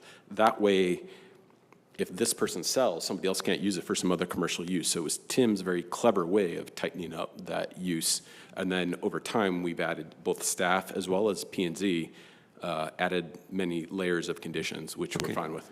Thank you so much, but I just want to, was it commercial before when it was a building, or was it not? Well, it's a trick question. It was a PUD. PUD means make up your own zoning. It's my definition, but it's what it means. So in the PUD originally, you had that golf course, which was a commercial. It was open to public. I golfed on it, and you had that maintenance shed. So it wasn't commercial. It was commercial, industrial. It was a combination of things because that's what PUD is. If it had a real zoning classification, it would be golf course, but that's not a code. Okay, thank you. We'll go ahead and open for we have a motion to discuss. We've discussed. Any further discussion at this point from the council? Then we'll open up the discussion. Hold on a second. I'd like to ask a question. Considering Lake County gave this to us, right? The city acquired the property. It was annexed by the city. Correct. Okay. So what zoning or what can we make the parcel besides residential? What is the city has to zone it something, right? The city has a number of future land use designations, but the application that the applicant and property owner submitted is for the single-family low density. Okay, well, my question is, when the city annexed it, shouldn't the city have zoned it for something first, before the applicant came to us? The city could have, but it's annexed other properties that it has not determined what the future land use should be or zoning, and so those applications have not come forward. So that's a standard procedure of the city, is not to immediately zone something that it annexes? Sometimes they wait for specific reasons or certain reasons until they see what best fits the city's goals and objectives. Thank you very much. You're welcome. Okay, now, I have one more. And this might be for Anita. So if we were to approve the two items on the agenda tonight, and then we would have the special exception at the next meeting, and that were to be denied, what would happen? Then they would have a zoning, the request for zoning is low-density residential. They could build whatever is allowed under the low-density residential zoning, which would be Up to two some houses. sort of residential Up to uses. 2 houses. I asked him at the last one.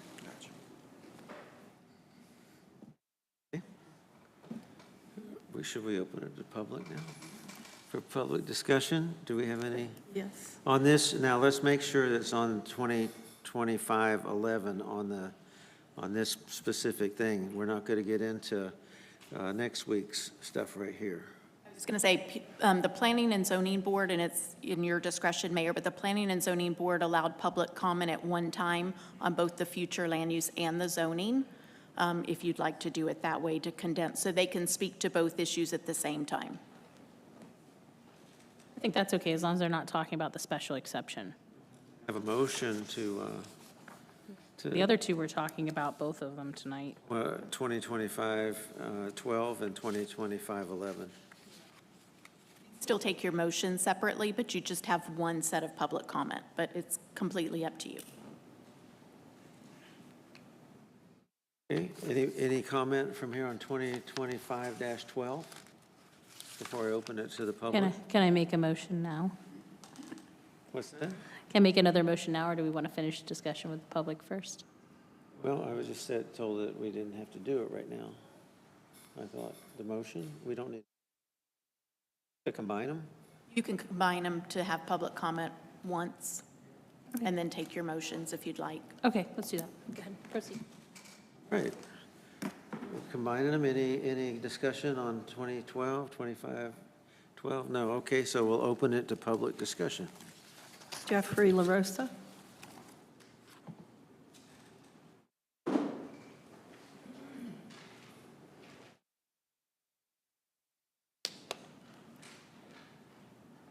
Rosa, 17310 West Hampshire Road.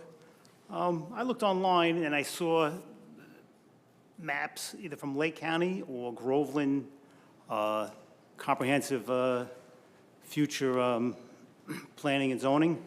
And it looks like, to me, it was conservation, the way it was according to the legend. You guys couldn't figure that out, but that's what I saw. And I thought this meeting today would be about us discussing to take away that conservation designation. But I hear that you don't know what it is, if it is, or it's up in the air. But I'm strongly against it becoming non-conservation lot. And I totally oppose that, okay? Thank you so much. Thank you. Edward Sanderson.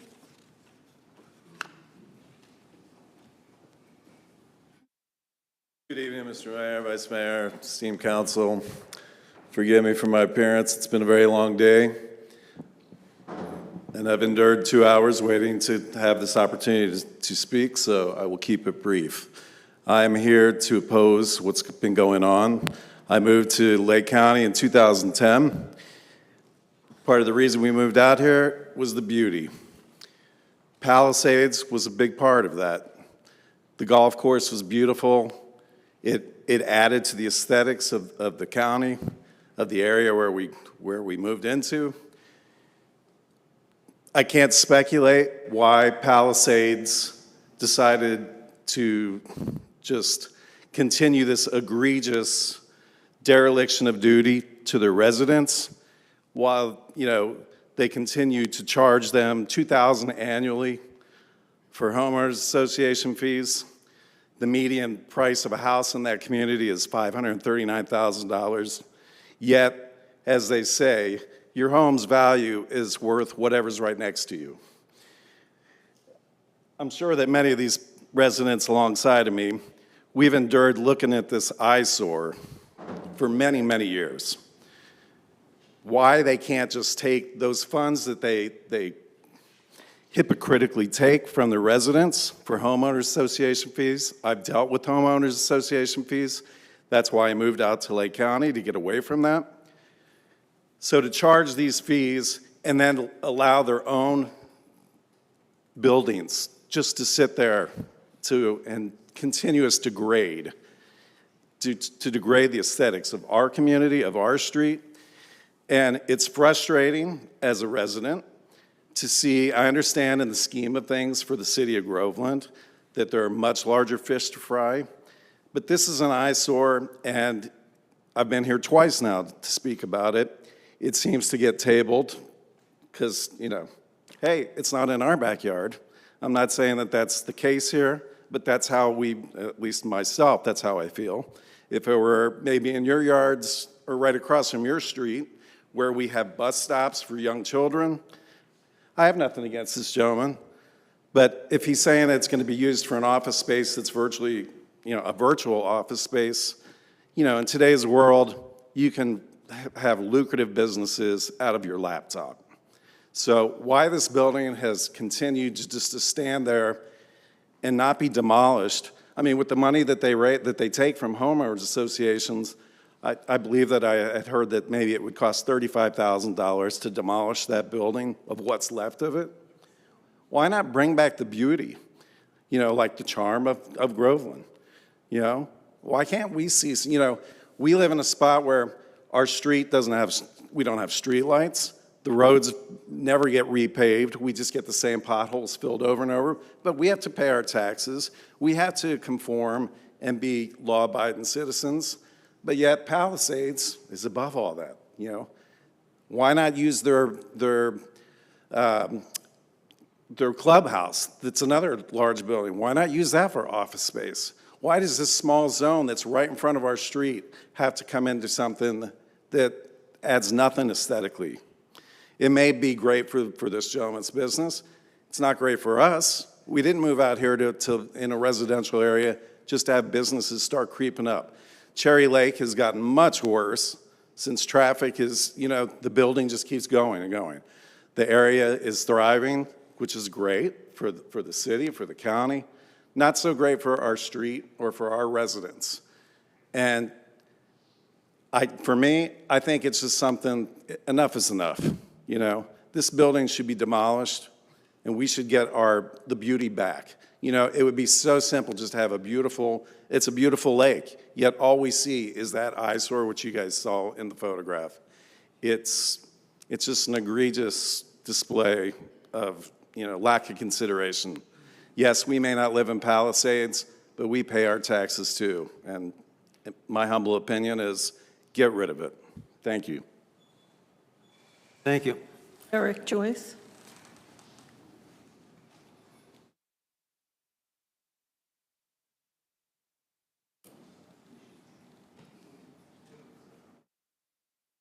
Hello. I'm Derek Joyce. My address is protected. It's my first time up here, so let me know if I miss anything. The Palisades shed and premises, which is under discussion, has been left abandoned for over 6 consecutive years and was reclassified from whatever zone it used to be to a conservation zone when Groveland adopted its 2020 future land use map and comprehensive plan. Here's a photo of it. This green area around the lake is a conservation zone on the Groveland future land use map. So it's my understanding that that's exactly what it is right now, a conservation zone. Since then, the site has been identified as a non-conforming structure and use because it does not match or conform to its new code requirements. Page 12 on Groveland's Community Development Code states under the termination section that any non-conforming structure and premises that is discontinued, vacant, abandoned, or not used for a period of 6 consecutive months shall be considered an abandonment thereof and shall not thereafter be used except in conformance with the regulations of the zoning district in which it is now located. So in other words, since this non-conforming structure has been abandoned for more than 6 consecutive months, the structure and use should only be used for the conservation purposes shown on this future land use map. Page 7 of Groveland's comprehensive plan defines a conservation zone as an area generally composed of open land, water, marsh, wetlands, and environmentally sensitive areas, which typically allow passive recreation uses such as fishing, hiking, canoeing, and paddleboarding. In addition, the introduction section of Groveland's Community Development Code defines conservation zones as, quote, lands unsuitable for development. And the first city goal listed on page 6 in Groveland's comp plan is that the city ensures smart and sustainable growth by protecting conservation lands from all forms of development, not strictly used for conservation purposes. So in summary, this lot was officially and intentionally changed to a conservation zone by the city of Groveland to conserve the land. This non-conforming structure was abandoned for more than 6 consecutive years, which means its old land use has been terminated under the city's own rules that state once a non-conforming building sits empty for 6 months, it can thereafter only be used in a way that matches its current land use requirements. Conservation areas are meant to remain open, natural, and protected from development. Because of all this, the Palisades property should now be used only for conservation purposes, not for new or redevelopment, just like the city's code and plan require. I therefore request that you decline any request for redevelopment or rezoning on this location in accordance with City of Groveland policy. Thank you for your time. Thank you. Alejandra Joyce.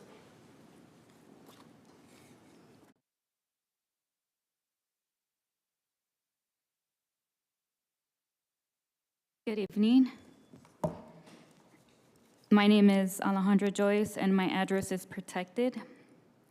I'm here to also oppose Palisades' request, and I'm asking Groveland, please do not change your future land use map or comprehensive plan, also known as your comp plan.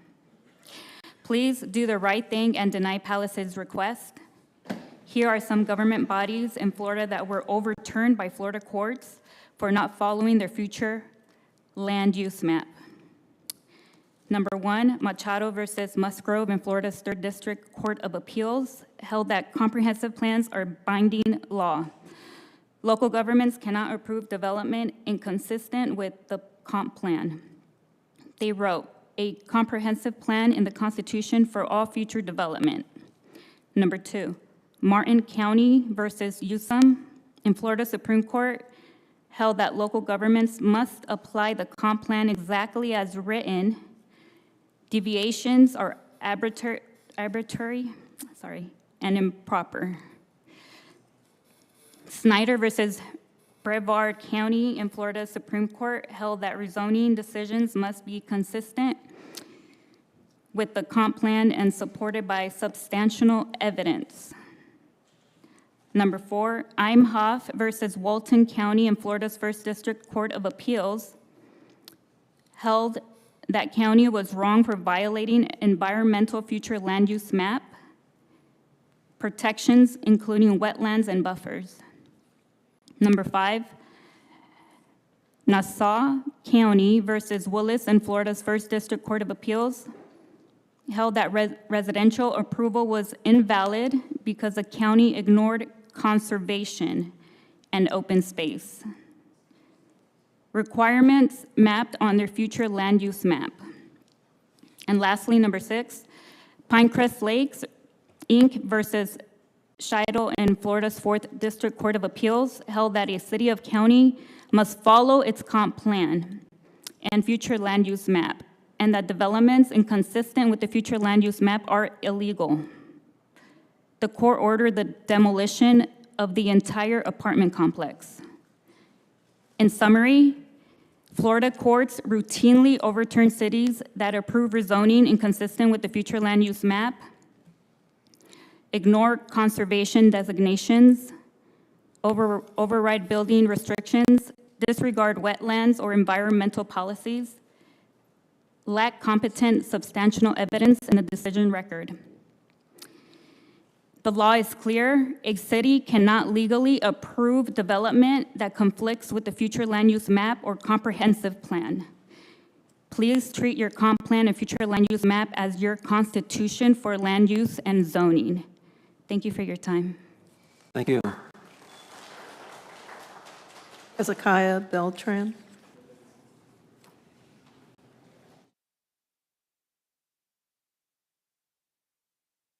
Hello there. My name is Hezekiah Beltran. My parents' address is protected, and I live with them to be close to my parents. My request tonight is simple. Please vote against Palisades' request to amend the comp plan and rezoning of the abandoned structure that sits on the shoreline of a lake. Please vote to uphold Groveland's future land use map that correctly shows the location as conservation. Conservation was not a mistake for this location. It was based on science. Conservation will protect this land from erosion and fertilizer runoff. Conservation will allow the land around the lake to absorb rainwater runoff. Conservation will allow Groveland to partner with the county and state to protect our lakes and shorelines. Conservation in the future land use map was not an accident. It was evidence-based, it was studied, reviewed, and voted on. This former golf course and common area worked together with swells, slopes, shorelines, and absorbent ground to filter runoff water. This process helps to conserve the floodplains and waterways that are in this area. I've been told that if I want to succeed, I need a plan. Failing to plan is planning to fail. The future land use map is your plan. It's your legacy. Please do not change it. A few years ago, all of you were my age. Now you have the wisdom to look back on things in the past and ask, why did they do that? Why did they do that? I want to be able to say in the future, they did that because they had a plan, they followed their plan gave us our future, and that's it. Bye. Yeah. Douglas Anderson.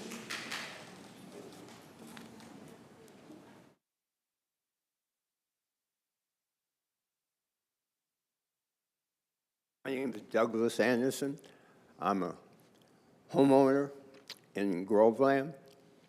I worked 22 years for Palm Beach County as a project construction manager, and I've been following this. I've been coming to the meetings. This is not how you do it. That was a golf course maintenance building. It was attached to the golf course. It was never rezoned, and you know it. And it's environmental land. It's surrounded by hundreds of homes. That is not a place to put it. And if he's going to just do sales work on his computer, he doesn't need that building with 7 or 8 bays. And if you allow him to have that, the next piece of land, then he's got an excuse to have that zone. That is not where you need to put commercial stuff. That's all residential. Groveland owns hundreds of acres that's undeveloped. There's plenty of places to go. That is not it. The traffic on that road is just atrocious. And there's no room to build or expand the road. You can't keep letting commercial in. Thank you. Thank you. Christine Ludon.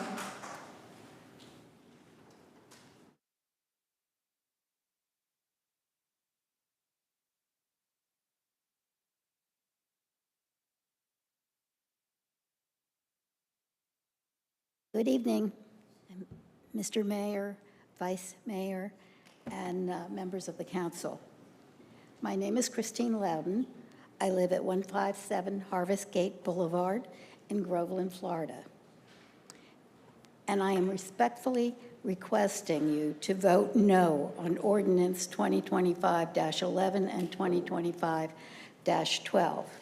I hope all of you received the individual letters that I posted to you. For the benefit of the people out here, I'm going to be reiterating some of the things that are in that letter. This ordinance affects the maintenance lot that is owned by the Palisades Community Association. While this specific parcel falls inside Groveland city limits, the Palisades residential community itself is located in unincorporated Lake County. The community uses a Claremont, Florida mailing address, and the Lake County, not Groveland, provides their trash and recycling service. Groveland only provides water. Other than this golf course lot, the Palisades community is not a part of the city of Groveland. The lot under consideration contains a large deteriorating maintenance building that has been documented as a safety hazard for years. Palisades has been asked to remove or repair the hazard long before any enforcement action was taken. After years of inaction, Groveland began issuing a $100 per day fine, which the association is still accruing. Now, just recently, they applied for a permit to remove the roof on that maintenance building. And they started the work before the permit was granted. Again, it shows how much Palisades HOA thinks of Groveland and its rules.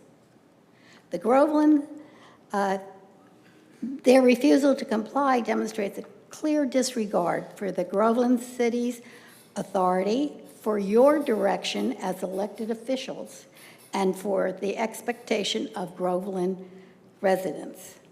It is difficult to understand why Groveland City Council should now consider granting a change in zoning for this lot.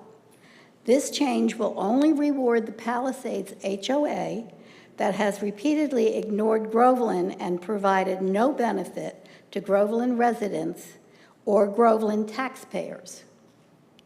This lot is not used by our community, and the proposal serves only the interest of the Palisades community.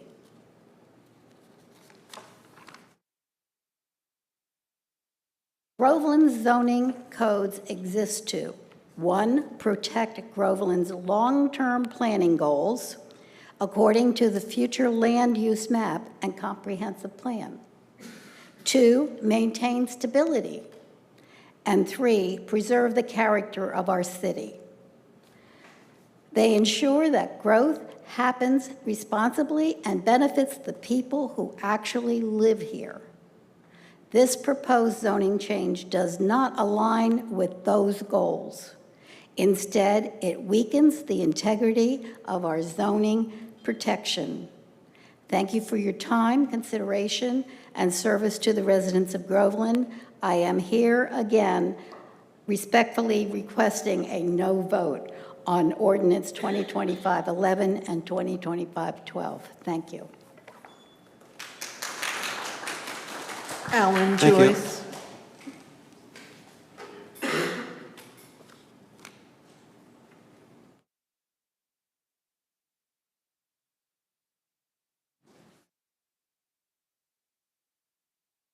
My name is Alan Joyce, and my address is protected. I speak against Palisades' request to change the land use and rezone the abandoned structure and property that is in a flood zone.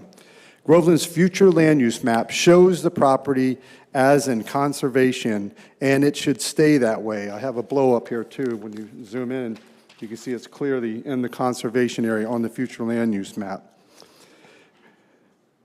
Groveland's future land use map does show this in the conservation, and it should stay that way. Groveland has allowed Palisades to leave this destroyed, vacant, and non-conforming structure this way for 6 years. Your decision will forever affect our neighborhood, our home values, and what we have to deal with in the future. Groveland administration supports changing the comp plan and zoning for Palisades. Groveland administration lists 2 reasons from the comp plan for you to approve this request. 1, residential homes are allowed in the city. 2, commercial land use is permitted in established neighborhoods. Again, Groveland administration gave you only 2 reasons from the comp plan.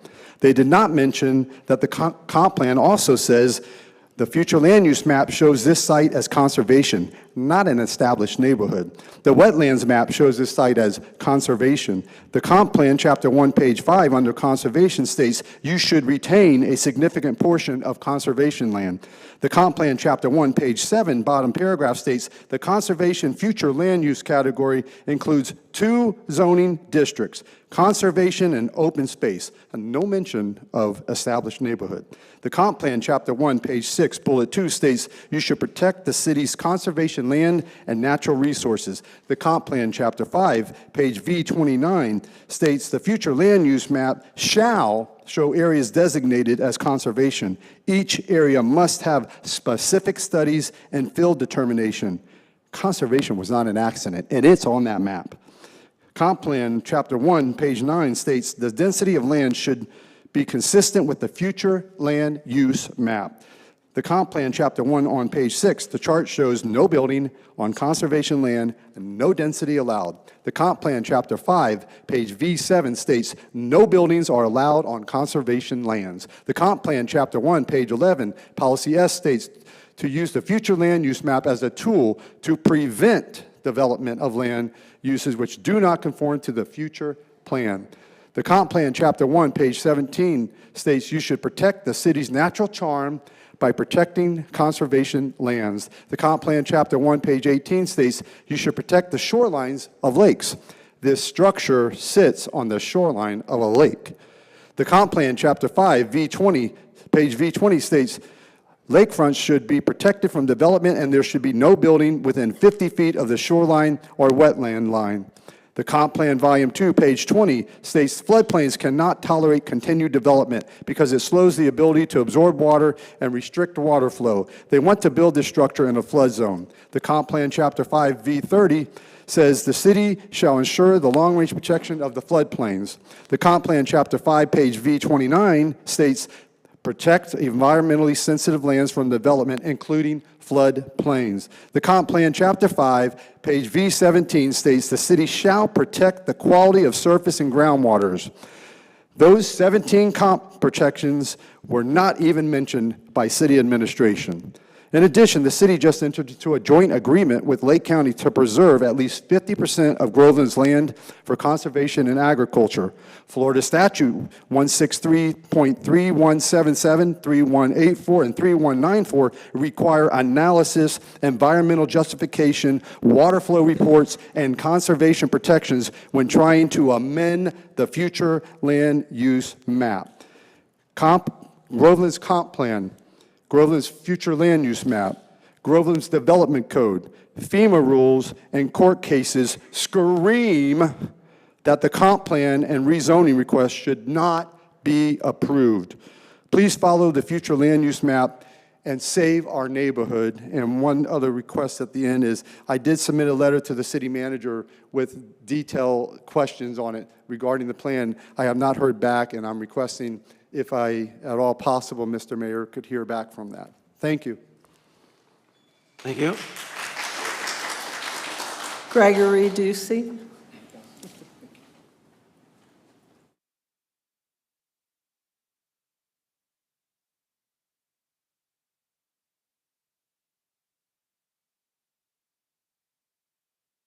Good evening. My name is Gregory Ducey.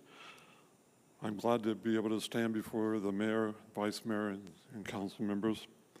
I live at 139 Harvest Gate Boulevard, Groveland, Florida, and I'm here to request that you vote no on 2511 and 2512. Groveland residents want you to follow the future land use map and the comprehensive plan. We don't want you to change the current area into be something other than what it is, which is conservation. In response to a question earlier done, if I can add that in, Lake County considered this rural, not unknown. As if you look at your ordinance information, page 4 of the comprehensive plan states, and I quote, "While each element within the comprehensive plan is important, the future land use element is arguably the most important." It goes on to say, "All land development regulations in effect after the adoption of this plan must be consistent with the comp plan and its future land use map. Please do not amend the comp plan or rezone the request by someone who is not even a resident of Groveland."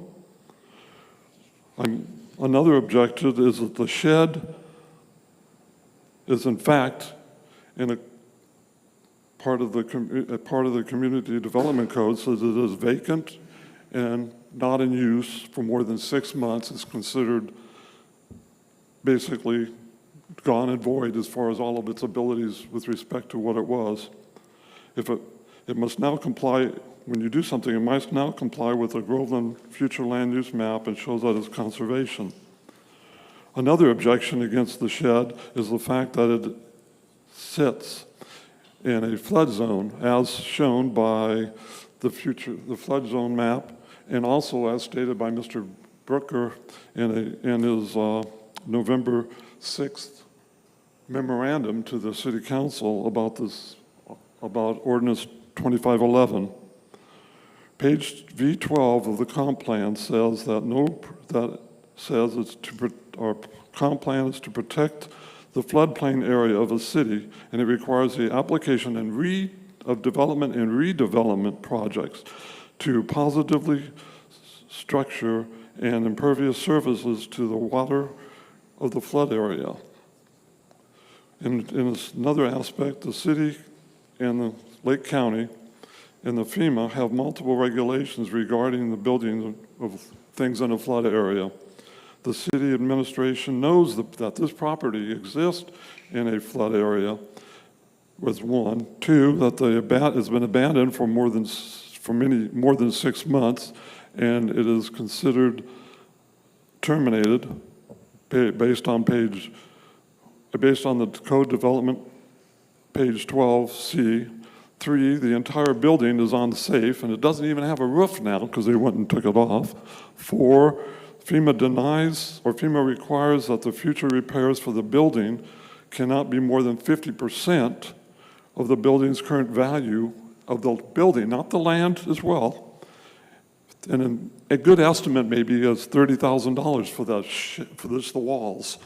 And if that's true, then any repairs must be less than $15,000. Otherwise, it needs to be removed and torn down.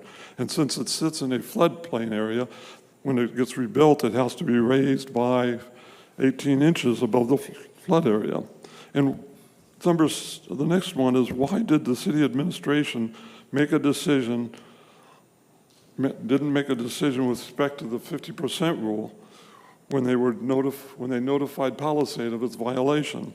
Palisade's shed sits on the shoreline of Spring Lake.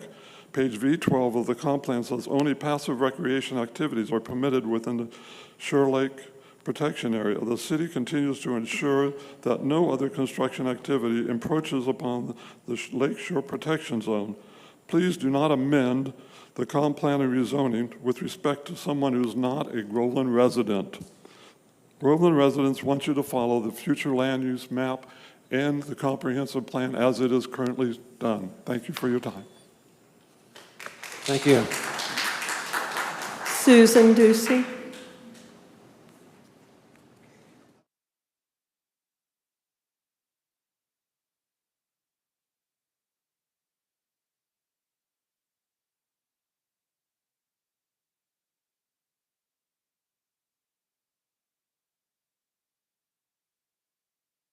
Susan Ducey, 139 Harvest Gate Boulevard, Groveland. Mr. Mayor and council members.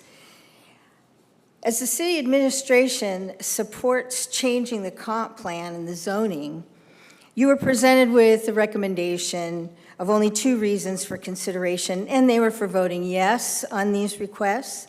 However, there are many reasons and codes and ordinances for voting no, which is what I would like you to do, vote no. The future land use map, along with the wetlands map, has maintenance shed in conservation. Page 4 of the comp plan states the future land use element is arguably the most important. These areas should not be built upon. Comp plan chapter 5, page V7, number 6, stating no buildings are allowed on conservation lands. The shed is in a flood zone. The comp plan, volume 2, page 20, letter C, states the floodplains cannot tolerate continued development because it slows the ability to absorb water and restricts water flow. As per the codes and ordinances and the FEMA rule, FEMA requires future repairs cannot exceed 50% of the current as-is value of the building before repairs or improvement. The appraisal has not been done to determine the value of the building, and the FEMA rule has not been done. These are required before any permit can be approved. Even before any of these requirements were completed, Palisades HOA started demolition of the shed before applying for a permit. It wasn't until a stop work order was given that they applied for the permit. This shows our total disregard for the rules set forth by our city and leaving a falling down building for us to look at for so many years. The building was grandfathered in, but as it was abandoned for more than 6 consecutive months, it is now non-conforming and would need to be torn down as it now sits in a conservation area. So according to the ordinances and the FEMA requirements, the abandoned, non-conforming building must be torn down. No building can be there. We, as the residents of Groveland, should not allow Palisades HOA to determine our land use plans. They are not Groveland residents. We have codes and ordinances, along with future planning, for Groveland to prevent chaos by letting us know how we must conduct ourselves. If they're arbitrary and the comp plan can be changed at any time, how will we know which codes must be followed? If we have a plan, but we can take an acre here, a few acres there, then what's to protect Groveland from being changed to the detriment of Groveland residents? Some people who violate codes and ordinances are fined and others are not. Laws and codes need to be equally applied. We have a right to equal protection under the law as given to us in the Constitution. We are depending on government of Groveland to consistently enforce and maintain the laws and ordinances and codes, continuing the comp plan, future land use plan, community development plan as written to give the residents of Groveland a solid, consistent foundation for growth and a great quality of life. We want you to deny Palisades HOA's request as it violates our codes and ordinances. If you look at the building now, you only see a wall. And in the famous words of President Ronald Reagan, tear down this wall. Thank you. Yeah. Michael Coletta.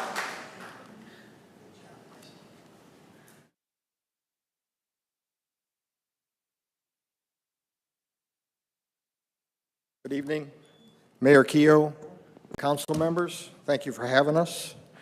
My name is Mike Coletta. I reside at 10051 Dog Patch Lane, Mineola. In a recent meeting that I watched on TV, the mayor spoke of authentic conversation, and I like that, by the way. And he said it was the most important meeting ever because it was the future of Groveland.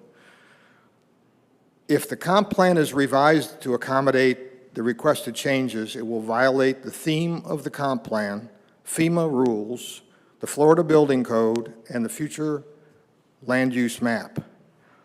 All of what has been said in opposition to the comp plan changes this evening are true, but it also appears that there is a conflict of interest in this case, that the City Code of Ethics needs to be applied to this case. Specifically, it seems very improper to me that the Vice Chair of the Strategic Planning Committee, a subject matter expert to the city, also provides legal representation to Palisades. He filed this change. While he does not have authority to make specific or direct decisions regarding the changes to the comp plan or zoning ordinances, he is well acquainted with those who do as a result of his personal and business relationships. I'm not saying anything improper has been done, but as a layman, it seems to me that this is a conflict of interest which gives the appearance of impropriety, which is a violation of the city's Code of Ethics. In addition, although I haven't contacted the Florida Bar Association about this, I would think that it would also be a violation of the Florida Bar's Code of Ethics.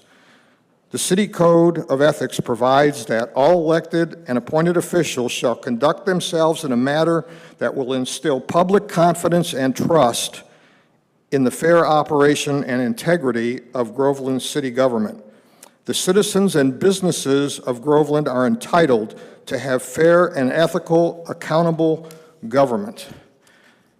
To this end, the public should have full confidence that their elected and appointed officials comply with both the letter and spirit of the laws and policies affecting the operations of government and use their public office for public good, not for personal gain. The City of Groveland's Code of Ethics further provides that all members of the City Council, all boards, committees, commissions shall conduct themselves in accordance with the following ethical standards. Members shall not appear before the council on behalf of private interest of third parties on matters related to areas of service in their bodies. Because the Strategic Planning Committee develops the plan which dictates the contents of the comp plan, changes to the comp plan would certainly be related to the areas of service of the Strategic Planning Committee. Members will work for the common good of the people of Groveland and not for private or personal interest. Members will comply with both the spirit, letter of the law of the nation and state of Florida, City of Groveland. Members must be above reproach and avoid even the appearance of impropriety. That's in your Code of Ethics. Members shall use their best efforts to refrain from creating the appearance of impropriety in their actions and decisions. Members shall not use their official positions to influence government decisions in which they have a material, financial interest or a personal relationship which may give the appearance of a conflict of interest or a strong personal bias. Further, I also believe that there's been a transparency issue regarding the intended use of the property. This is not as big of a deal, but it's a big deal. The buyer applied for a fictitious name permit, a DBA, Sunshine Wreckers and Auto, with the principal place of business in Florida shown as multiple. It is my understanding that he operates a similar business in New York, and therefore I'm concerned that he may not use this property with the intended use, which would not comply with the purposes of the comprehensive plan nor maintain the aesthetics of the neighborhood. And I heard somebody earlier say, we found that compatible with the neighborhood on one of these things you just approved.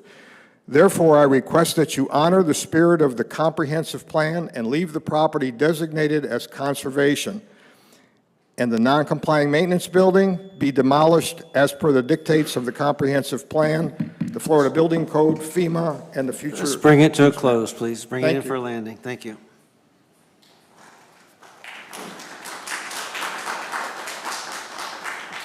That's all for those two items, public comment. Hey, do we have a representative of the group with any response? Sure. There was a lot said and a lot of good points there. Unfortunately, I'm about to take the wind out of most of them, and most of them centered around some really well-written and thoughtful comments that were made based on research in the comp plan and in your code, which is very good. The fatal flaw in that is that they were based on the fact that this is designated as conservation, and it was not. It's yet another staff error. This happens, by the way. Staff are people. So you get out your crayons and you color in what something is on a map. And you had heard the city attorney say it before, there was no designation. So this is not conservation. It never was conservation. The city owned it. The city had the unilateral authority to designate it conservation or anything else, and it chose not to. So when a governmental entity has the ability to do a thing and then doesn't do it, it means that they chose not to do it. So you can do something by act or you can do something by omission. So when you consider that, all of the conservation conversation just goes right away.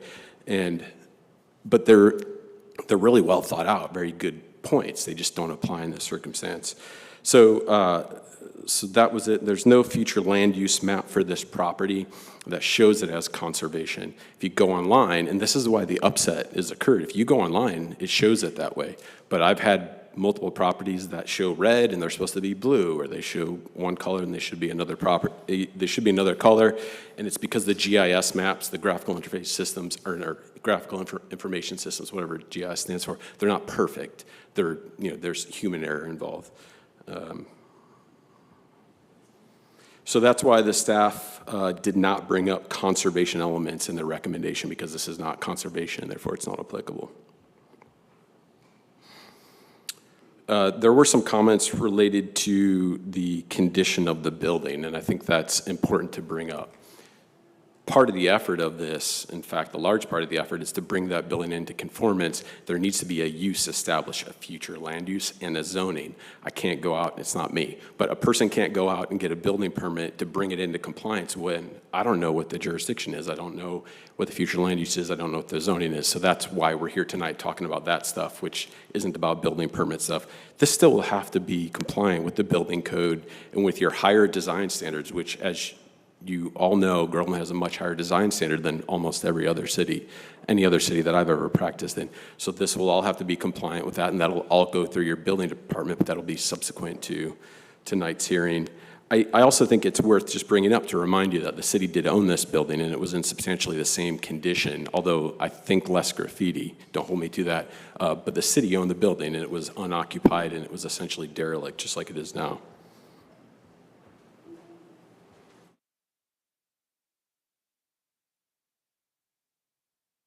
This is not development or redevelopment. This is fixing a building. Development's when I go in and take either a greenfield and put pipes and streets and stormwater in, and redevelopment is when I take an old place like the B&W Canning Factory and yank out the pipes and put a new thing there. That's not what this is. This is putting a roof on a building and putting paint and caulk and drywall and things like that. So development is a term of art. It's referenced in your code. So if you're not used to that term of art and you see development, you're like, aha, development, this is not development. I think there was a really valid statement about being in business nowadays, you can do it virtually. I haven't said this to all of you because some of you have changed. So in order to do what the person that's buying this wants to do there, for that license, it's a wholesale automotive license. Wholesale means not a car lot, just it's sold online. You actually have to have an office, so you can't do it in your house. And you have to have a light, and you have to have a sign, and you have to fence it in. That's Florida statutes to have this license, so that's what it'll be used for. So it could not be achieved virtually. I already said construction is going to be pursuant to the Groveland Code, which is a superior code in pretty much all ways that I can tell. There was an important flood zone comment made, I think, and Alan covered it. When you look, if you recall that slide that Alan had up, it had the LOMA's letter of map amendment points, the purple points on there. That means that somebody submitted to FEMA and said, hey, we want a letter of map amendment. There's also a letter of map revision, but the point is you hire a surveyor, you get your elevation, and you correct the FEMA maps because the FEMA maps aren't perfect. They've been around for a really long time, and if you think about how technology is getting better and how we now have LiDAR and all these other techs that can measure things more accurately, but it's new. Those FEMA maps have been around for a very long time, so the FEMA maps are far from perfect. In fact, they're frequently inaccurate. So that's why the whole letter of map amendment or letter of map revision process exists. And on Alan's slide, or the staff slide, you could see the different points that were inside that FEMA flood zone, but actually weren't when they had someone come and stand. They stand with a GPS stick and they measure the elevation, do all that. So that would happen there if it was applicable. And again, that's all under the control of your building department. That's it. I'm available for any questions if you have any further questions as it relates to these two items. Thanks. You stated that this was a mistake by somebody in Groveland for coloring in the map. I said it in a juvenile way to express the point, but yes, it's 100% accurate. Do you know if this map was voted on by the city of Groveland? Maps are not voted on. The map goes to somebody who sits in a room and on a computer, and they click, click, click, click, click, fill in the blank, like you would with Photoshop. That's how it's not Groveland. That's all cities and counties do it that way. Anita, is what he's saying accurate, that the map can be wrong, it wasn't voted on in our comp plan? We've had other properties that have had incorrect colors on them as part of future land use or zoning maps. Thank you. And it's not like it just happens because there's so many thousands of parcels in Groveland, so it does happen.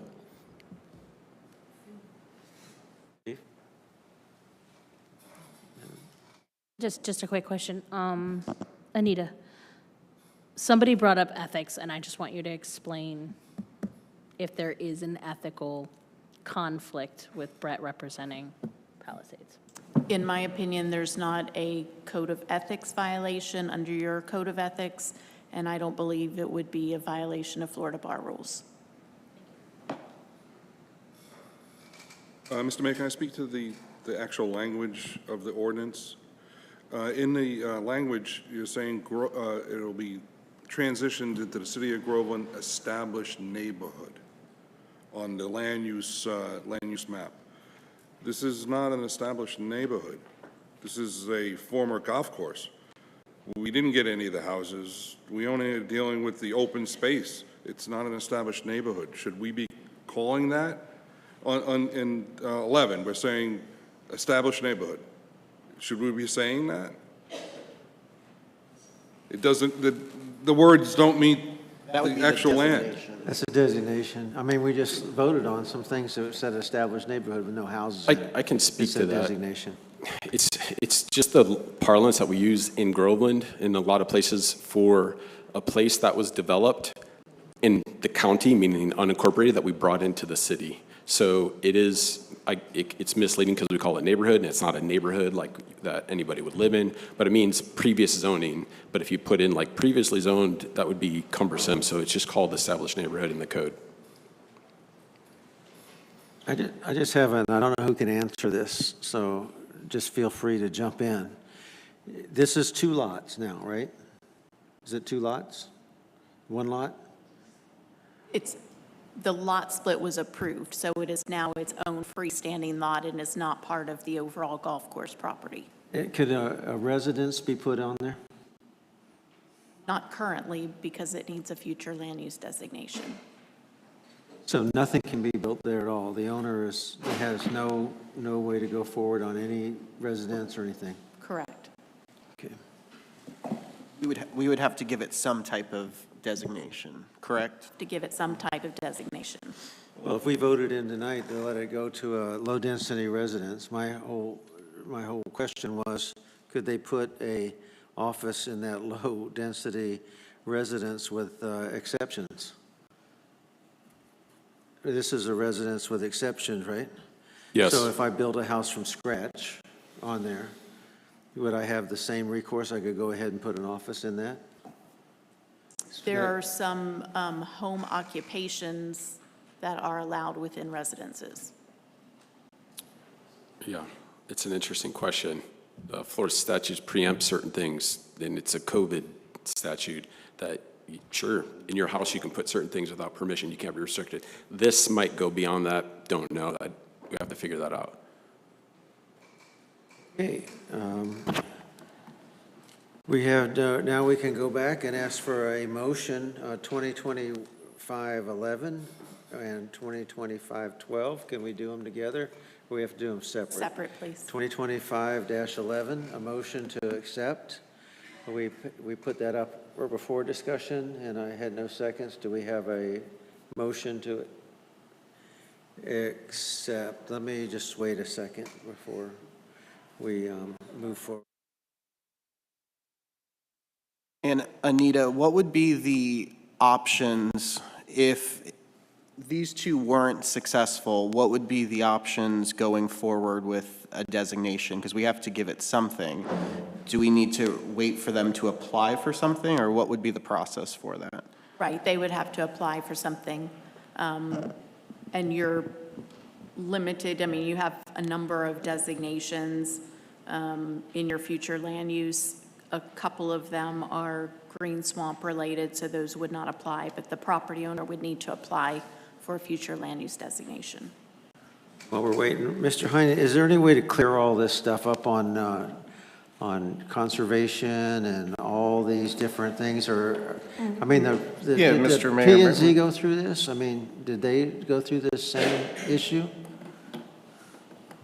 Was this argument raised during P&Z? No, it was not. Yeah, so, Mr. Mayor, members of the council, Alan's saying that it was not raised during P&Z because it was probably discovered or identified after the fact.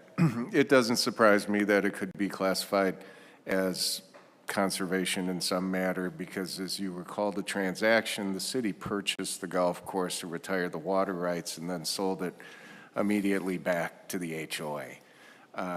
So we didn't, and there was no lot split to identify the separate maintenance shed and the other facilities. You know, a way to, so there's probably no way to clear up the conservation except, as Anita and Brett may have mentioned, it could be miscolored, but again, the council didn't assign anything because we never had an application or a petition, and the HOA hasn't, to this date, really decided what to do with the remaining property that used to be a golf course. So there was no purpose to really classify it because nobody had any intention of developing it.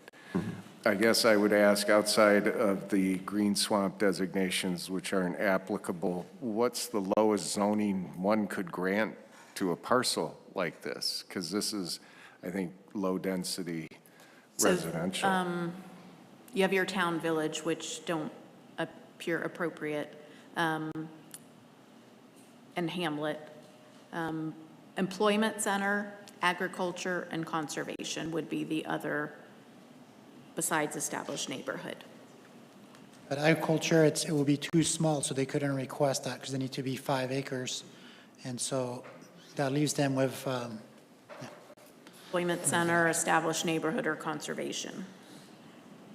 If you want me to chime in, I had the conversation that the city manager just brought up, I had it with Tim Maslin. Unfortunately, it's not here, but he did a lot of thinking through the best way to characterize this. So it was, whoever asked that question, what's the kind of least intense designation that you could give? Because our conversation was, well, we got to come up with a designation. So like I said earlier, I said, let's just do a commercial, because this is what, and then he came back with a better idea. And I said, we'll go for that, because it's not a bait and switch.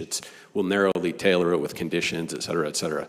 So that was his analysis. I don't know if that makes sense to the other technical staff here tonight.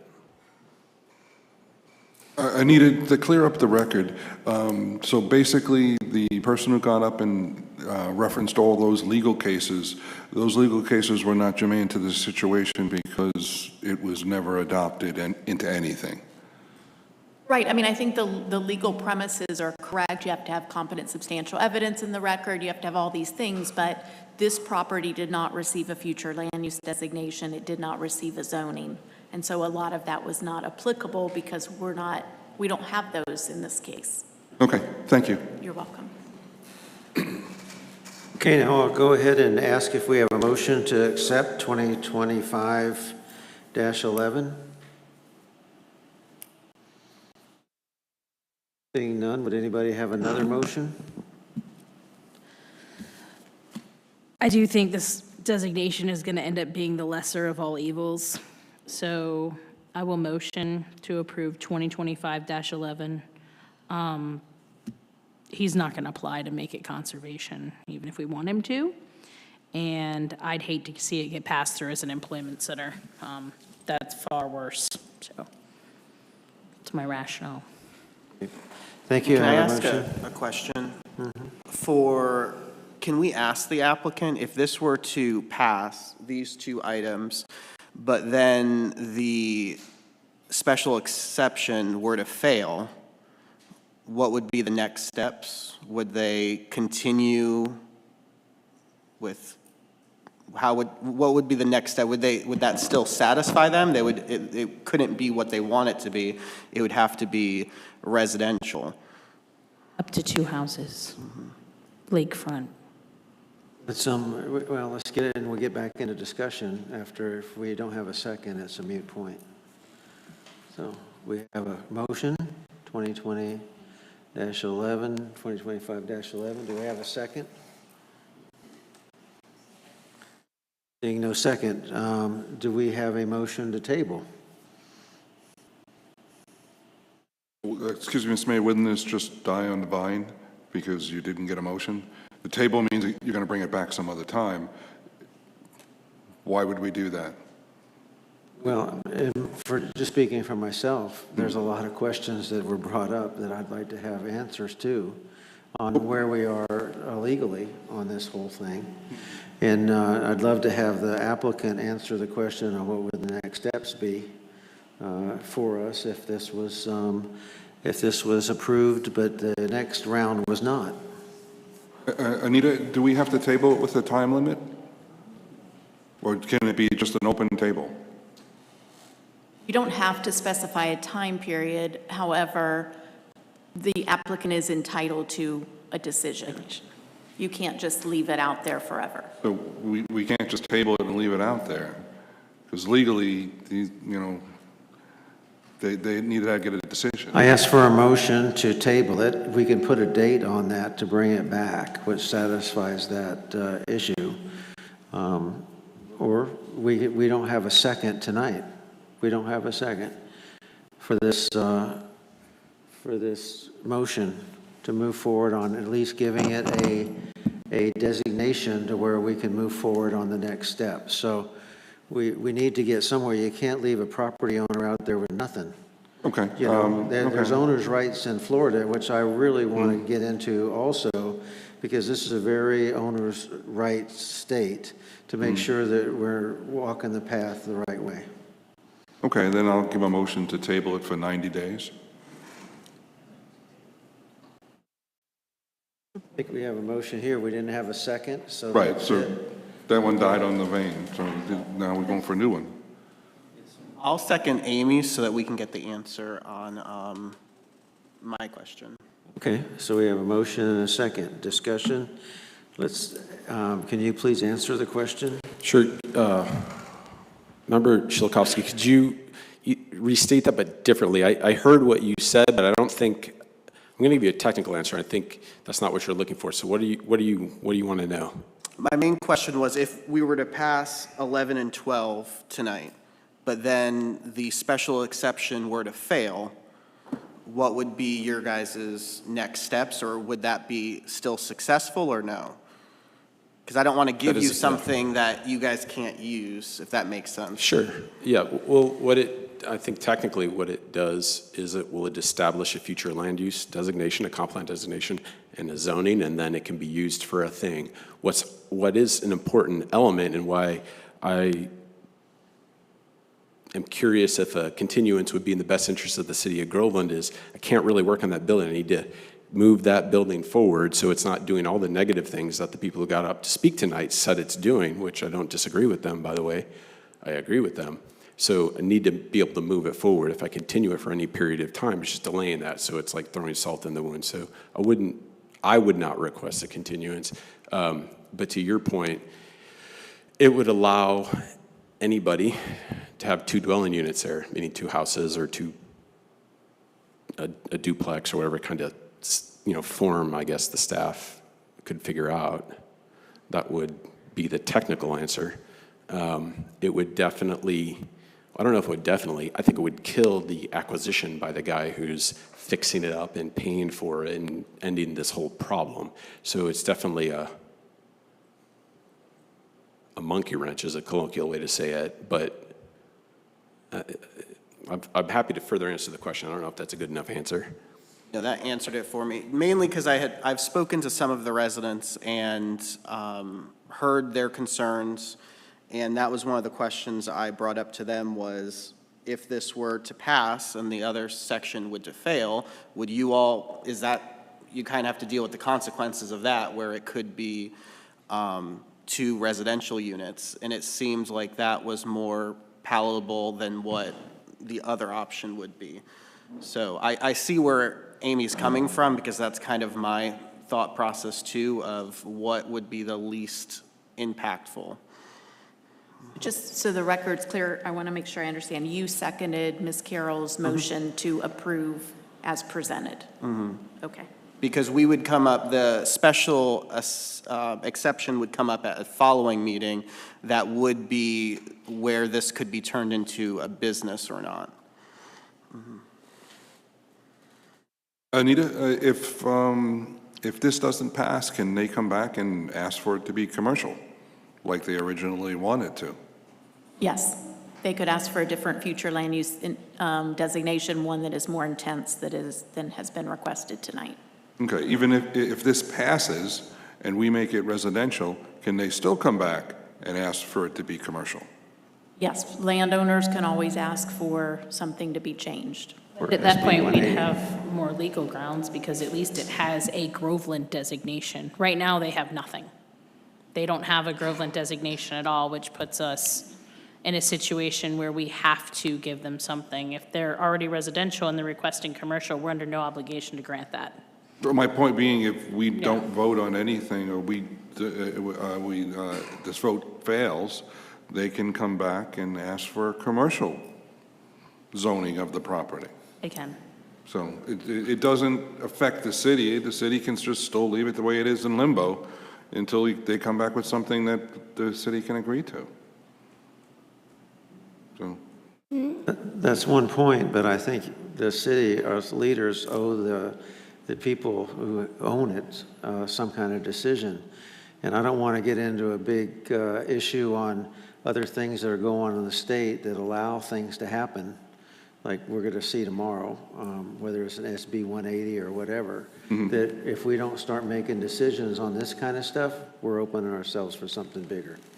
I don't think either side is going to win 100%. I think there's going to be a little bit of compromise on both sides. Agree with you, Stephen. So we have a motion and a second.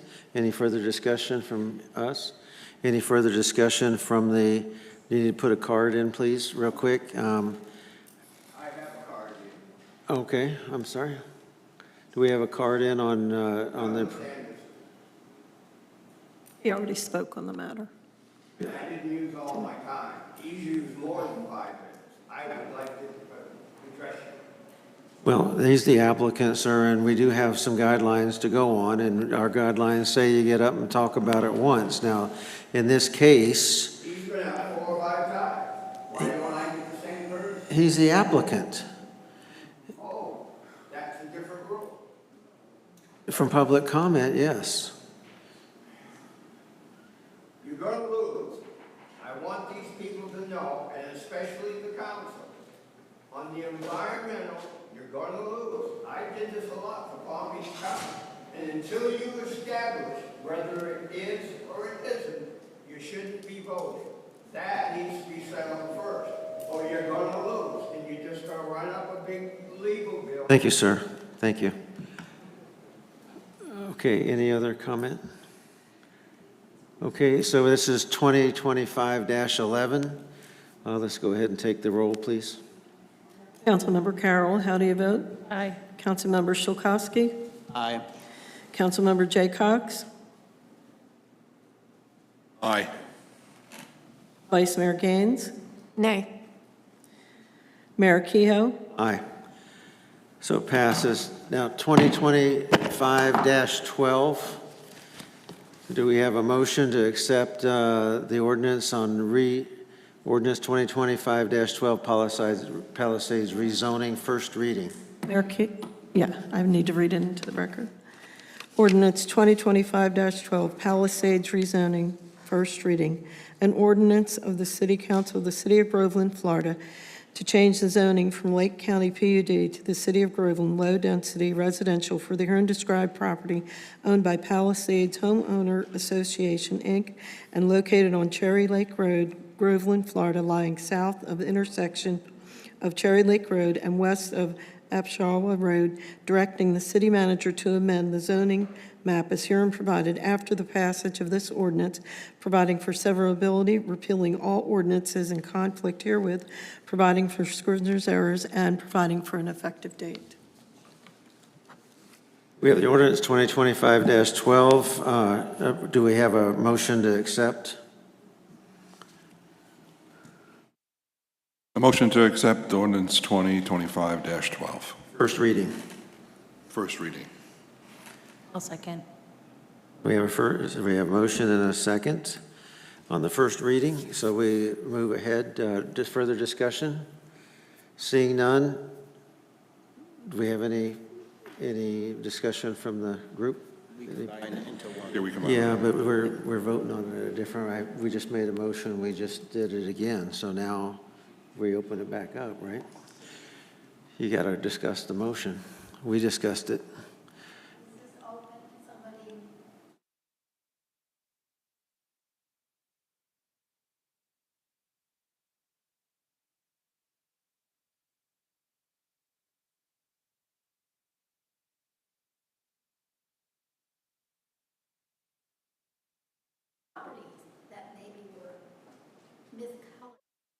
We're going to need you. We're going to need you to go ahead, and we'll wait to get a card so we can get your address and everything. Well, to address 2025-12.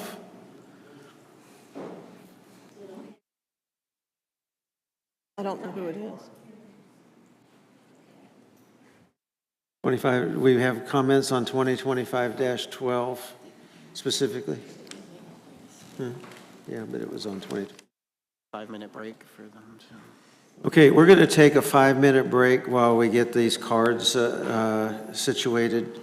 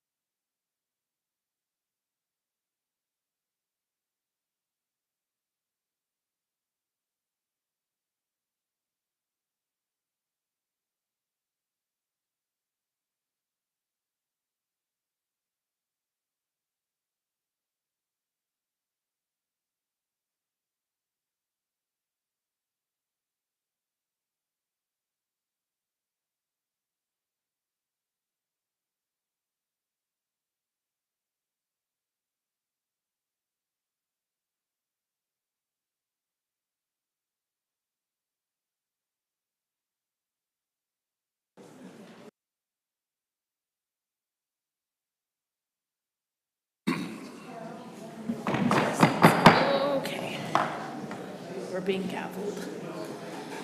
Okay, are we ready?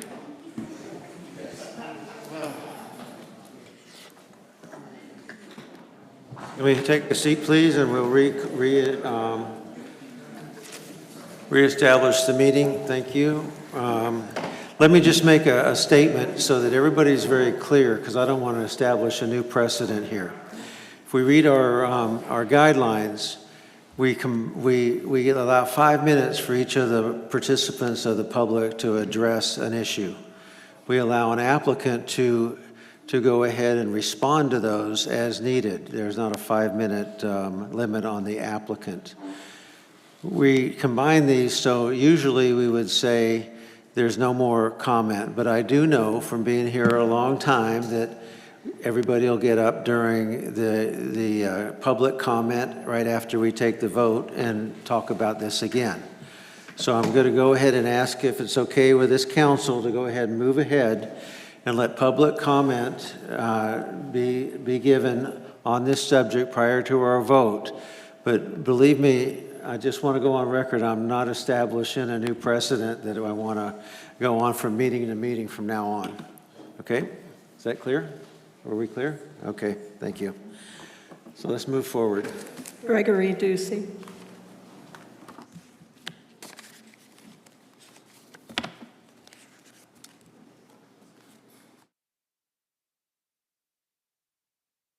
My name is Gregory Ducey. I live at 139 Harvest Gate Boulevard, Groveland, Florida. I'm a resident of Groveland in District 2. We spent a lot of time based upon the website information of what is conservation, what is flood zone, and all this other stuff, and then research into the codes. And if they're not correct, then we've wasted our time. But if they are correct, and we don't know, and Brett doesn't know either, we should probably really look in to see what it really is before we really do all these voting. And I don't think we should vote on 12 until we know whether they're correct or not, just to make sure that we have the right information to know what our research should be to say what we're going to say. With that, I'd like to thank you for your time. Thank you. Christine Lalonde.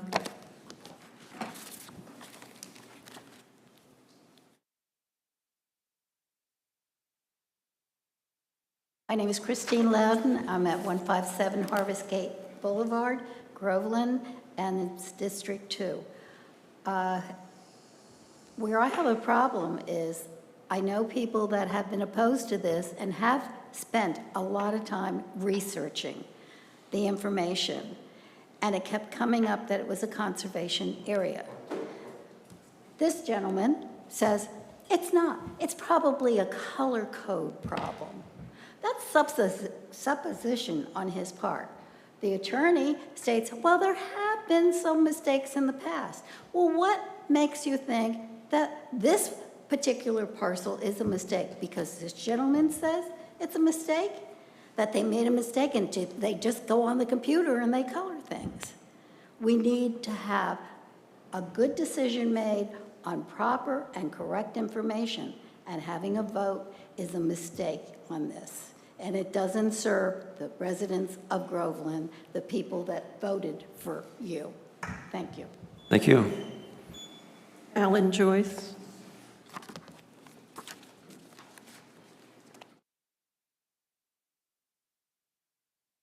You are very generous allowing this, and I understand that, so thank you all. I appreciate it.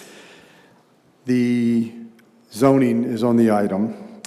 Why should the council be put in a position to move forward when the due diligence was on administration to figure out where the crayon marks were? We're relying on someone talking about crayon marks, and you know, it's been done in the past. Due diligence, and they're putting you in this position. In that new zoning that they're talking about is going to have a building that they want to rebuild in that new zoning, and they're going to say, we got to zone it something. They got 200 and something acres that have the same problem. No one's hair is on fire about that 200 acres. We got to solve this. We got to solve this. We got to solve this half acre. We created this by a lot split on October 17th, just last month, and now we got to solve this half acre. They got 200 acres with the same problem.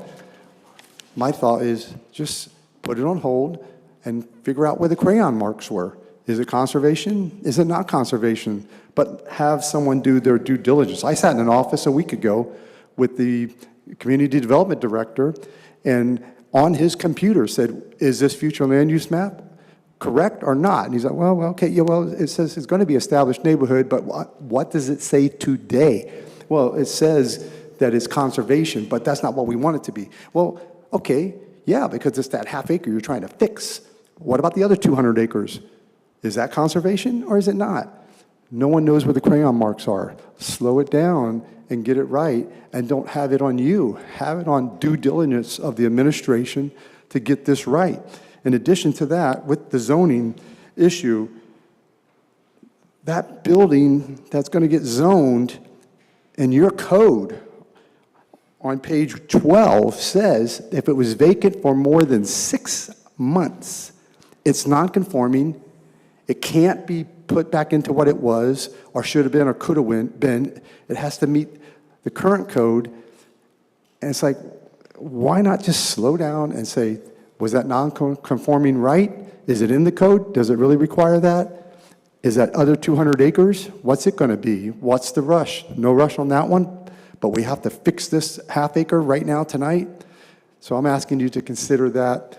I'm going to close with, you were more than generous. Thank you. Thank you. That's the last for this item. Okay. So we have a motion and a second. Any, Anita,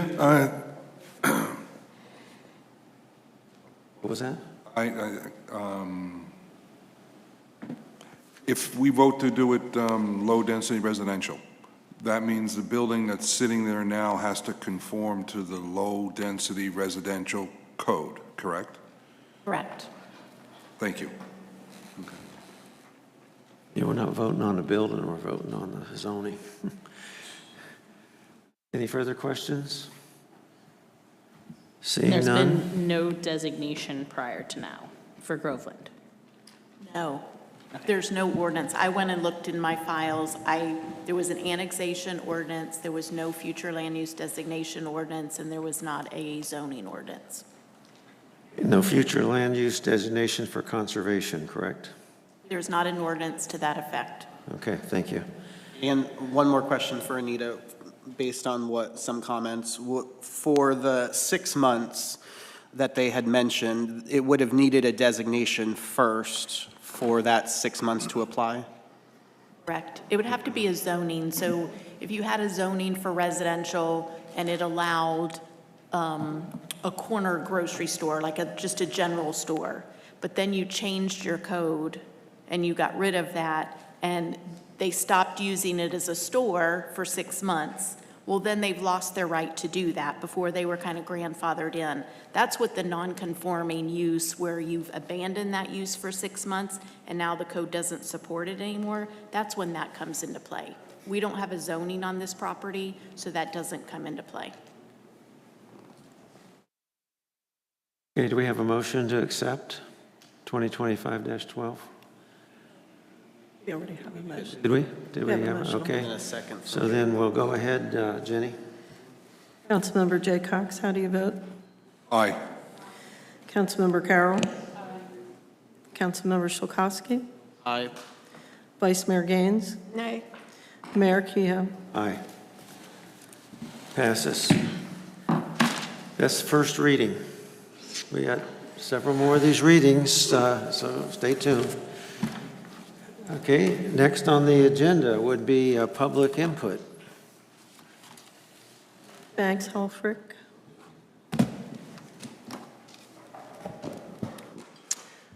Farmer Banks Helfrich, Clay Road District, South Lake County. Farm tip of the day, lettuce you can put in the ground now. And the great thing about lettuce is 3 things. One, as the leaves are growing, you can clip them and eat them. You can get 3 harvests out of 1 plant, and they harvest about every 30 days. So now's the time to harvest lettuce. Mayor, council, distinguished guests, where has compassion gone in our constitutional republic? representative democracy. We are a divided and entrenched society.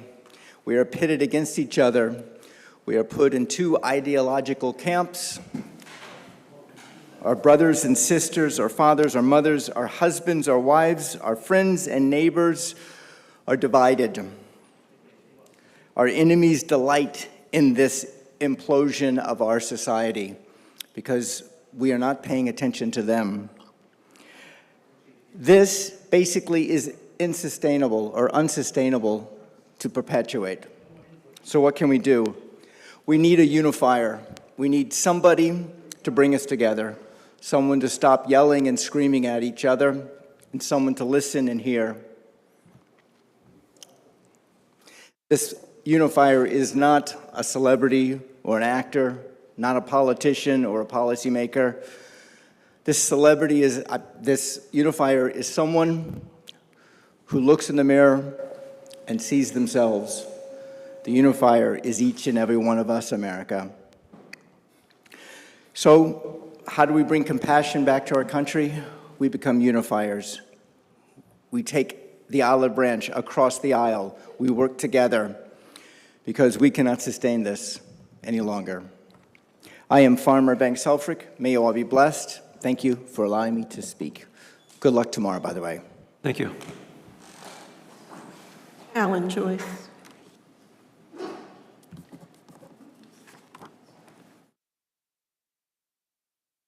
Alan Joyce, as just protected, I just wanted to read into the record ordinance number 201953, amending the future land use element of the comprehensive plan, second reading, August 24th, 2020.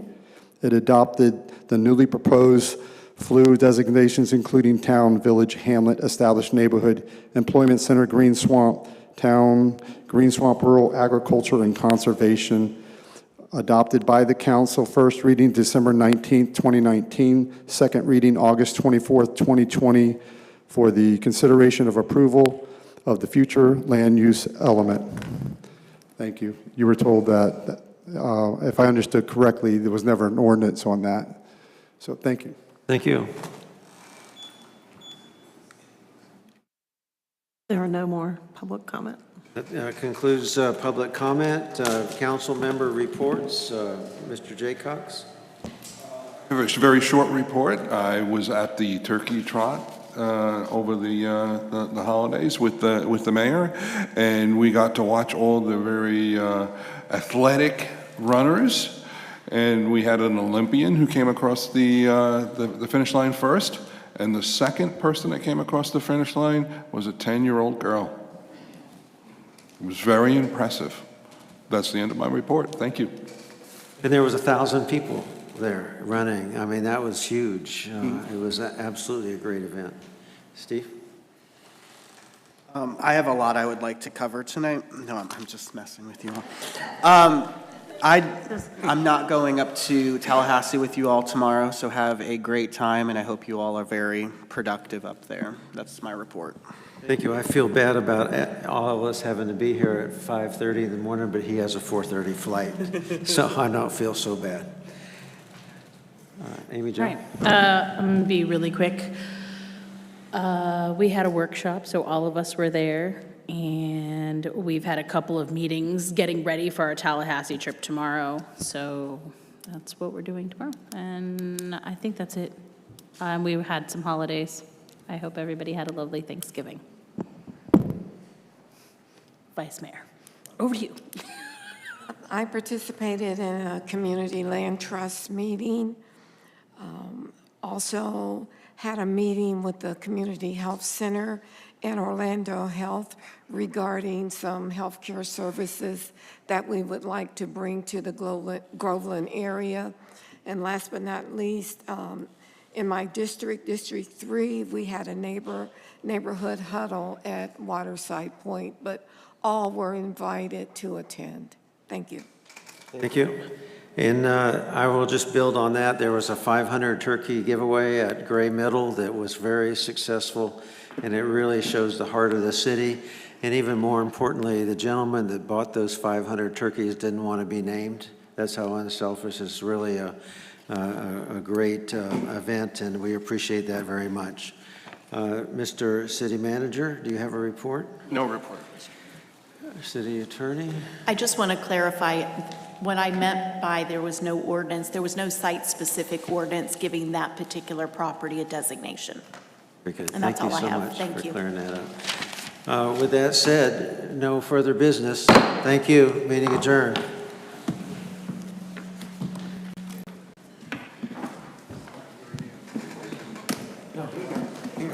This parking lot, they pull up right here. We park in this parking lot, your car. On that side? Right here. And then we walk right out here. The bus will be on this side of it. Okay. 6:30 in the parking lot? Is that what I heard? Come at 6:30. 6:30?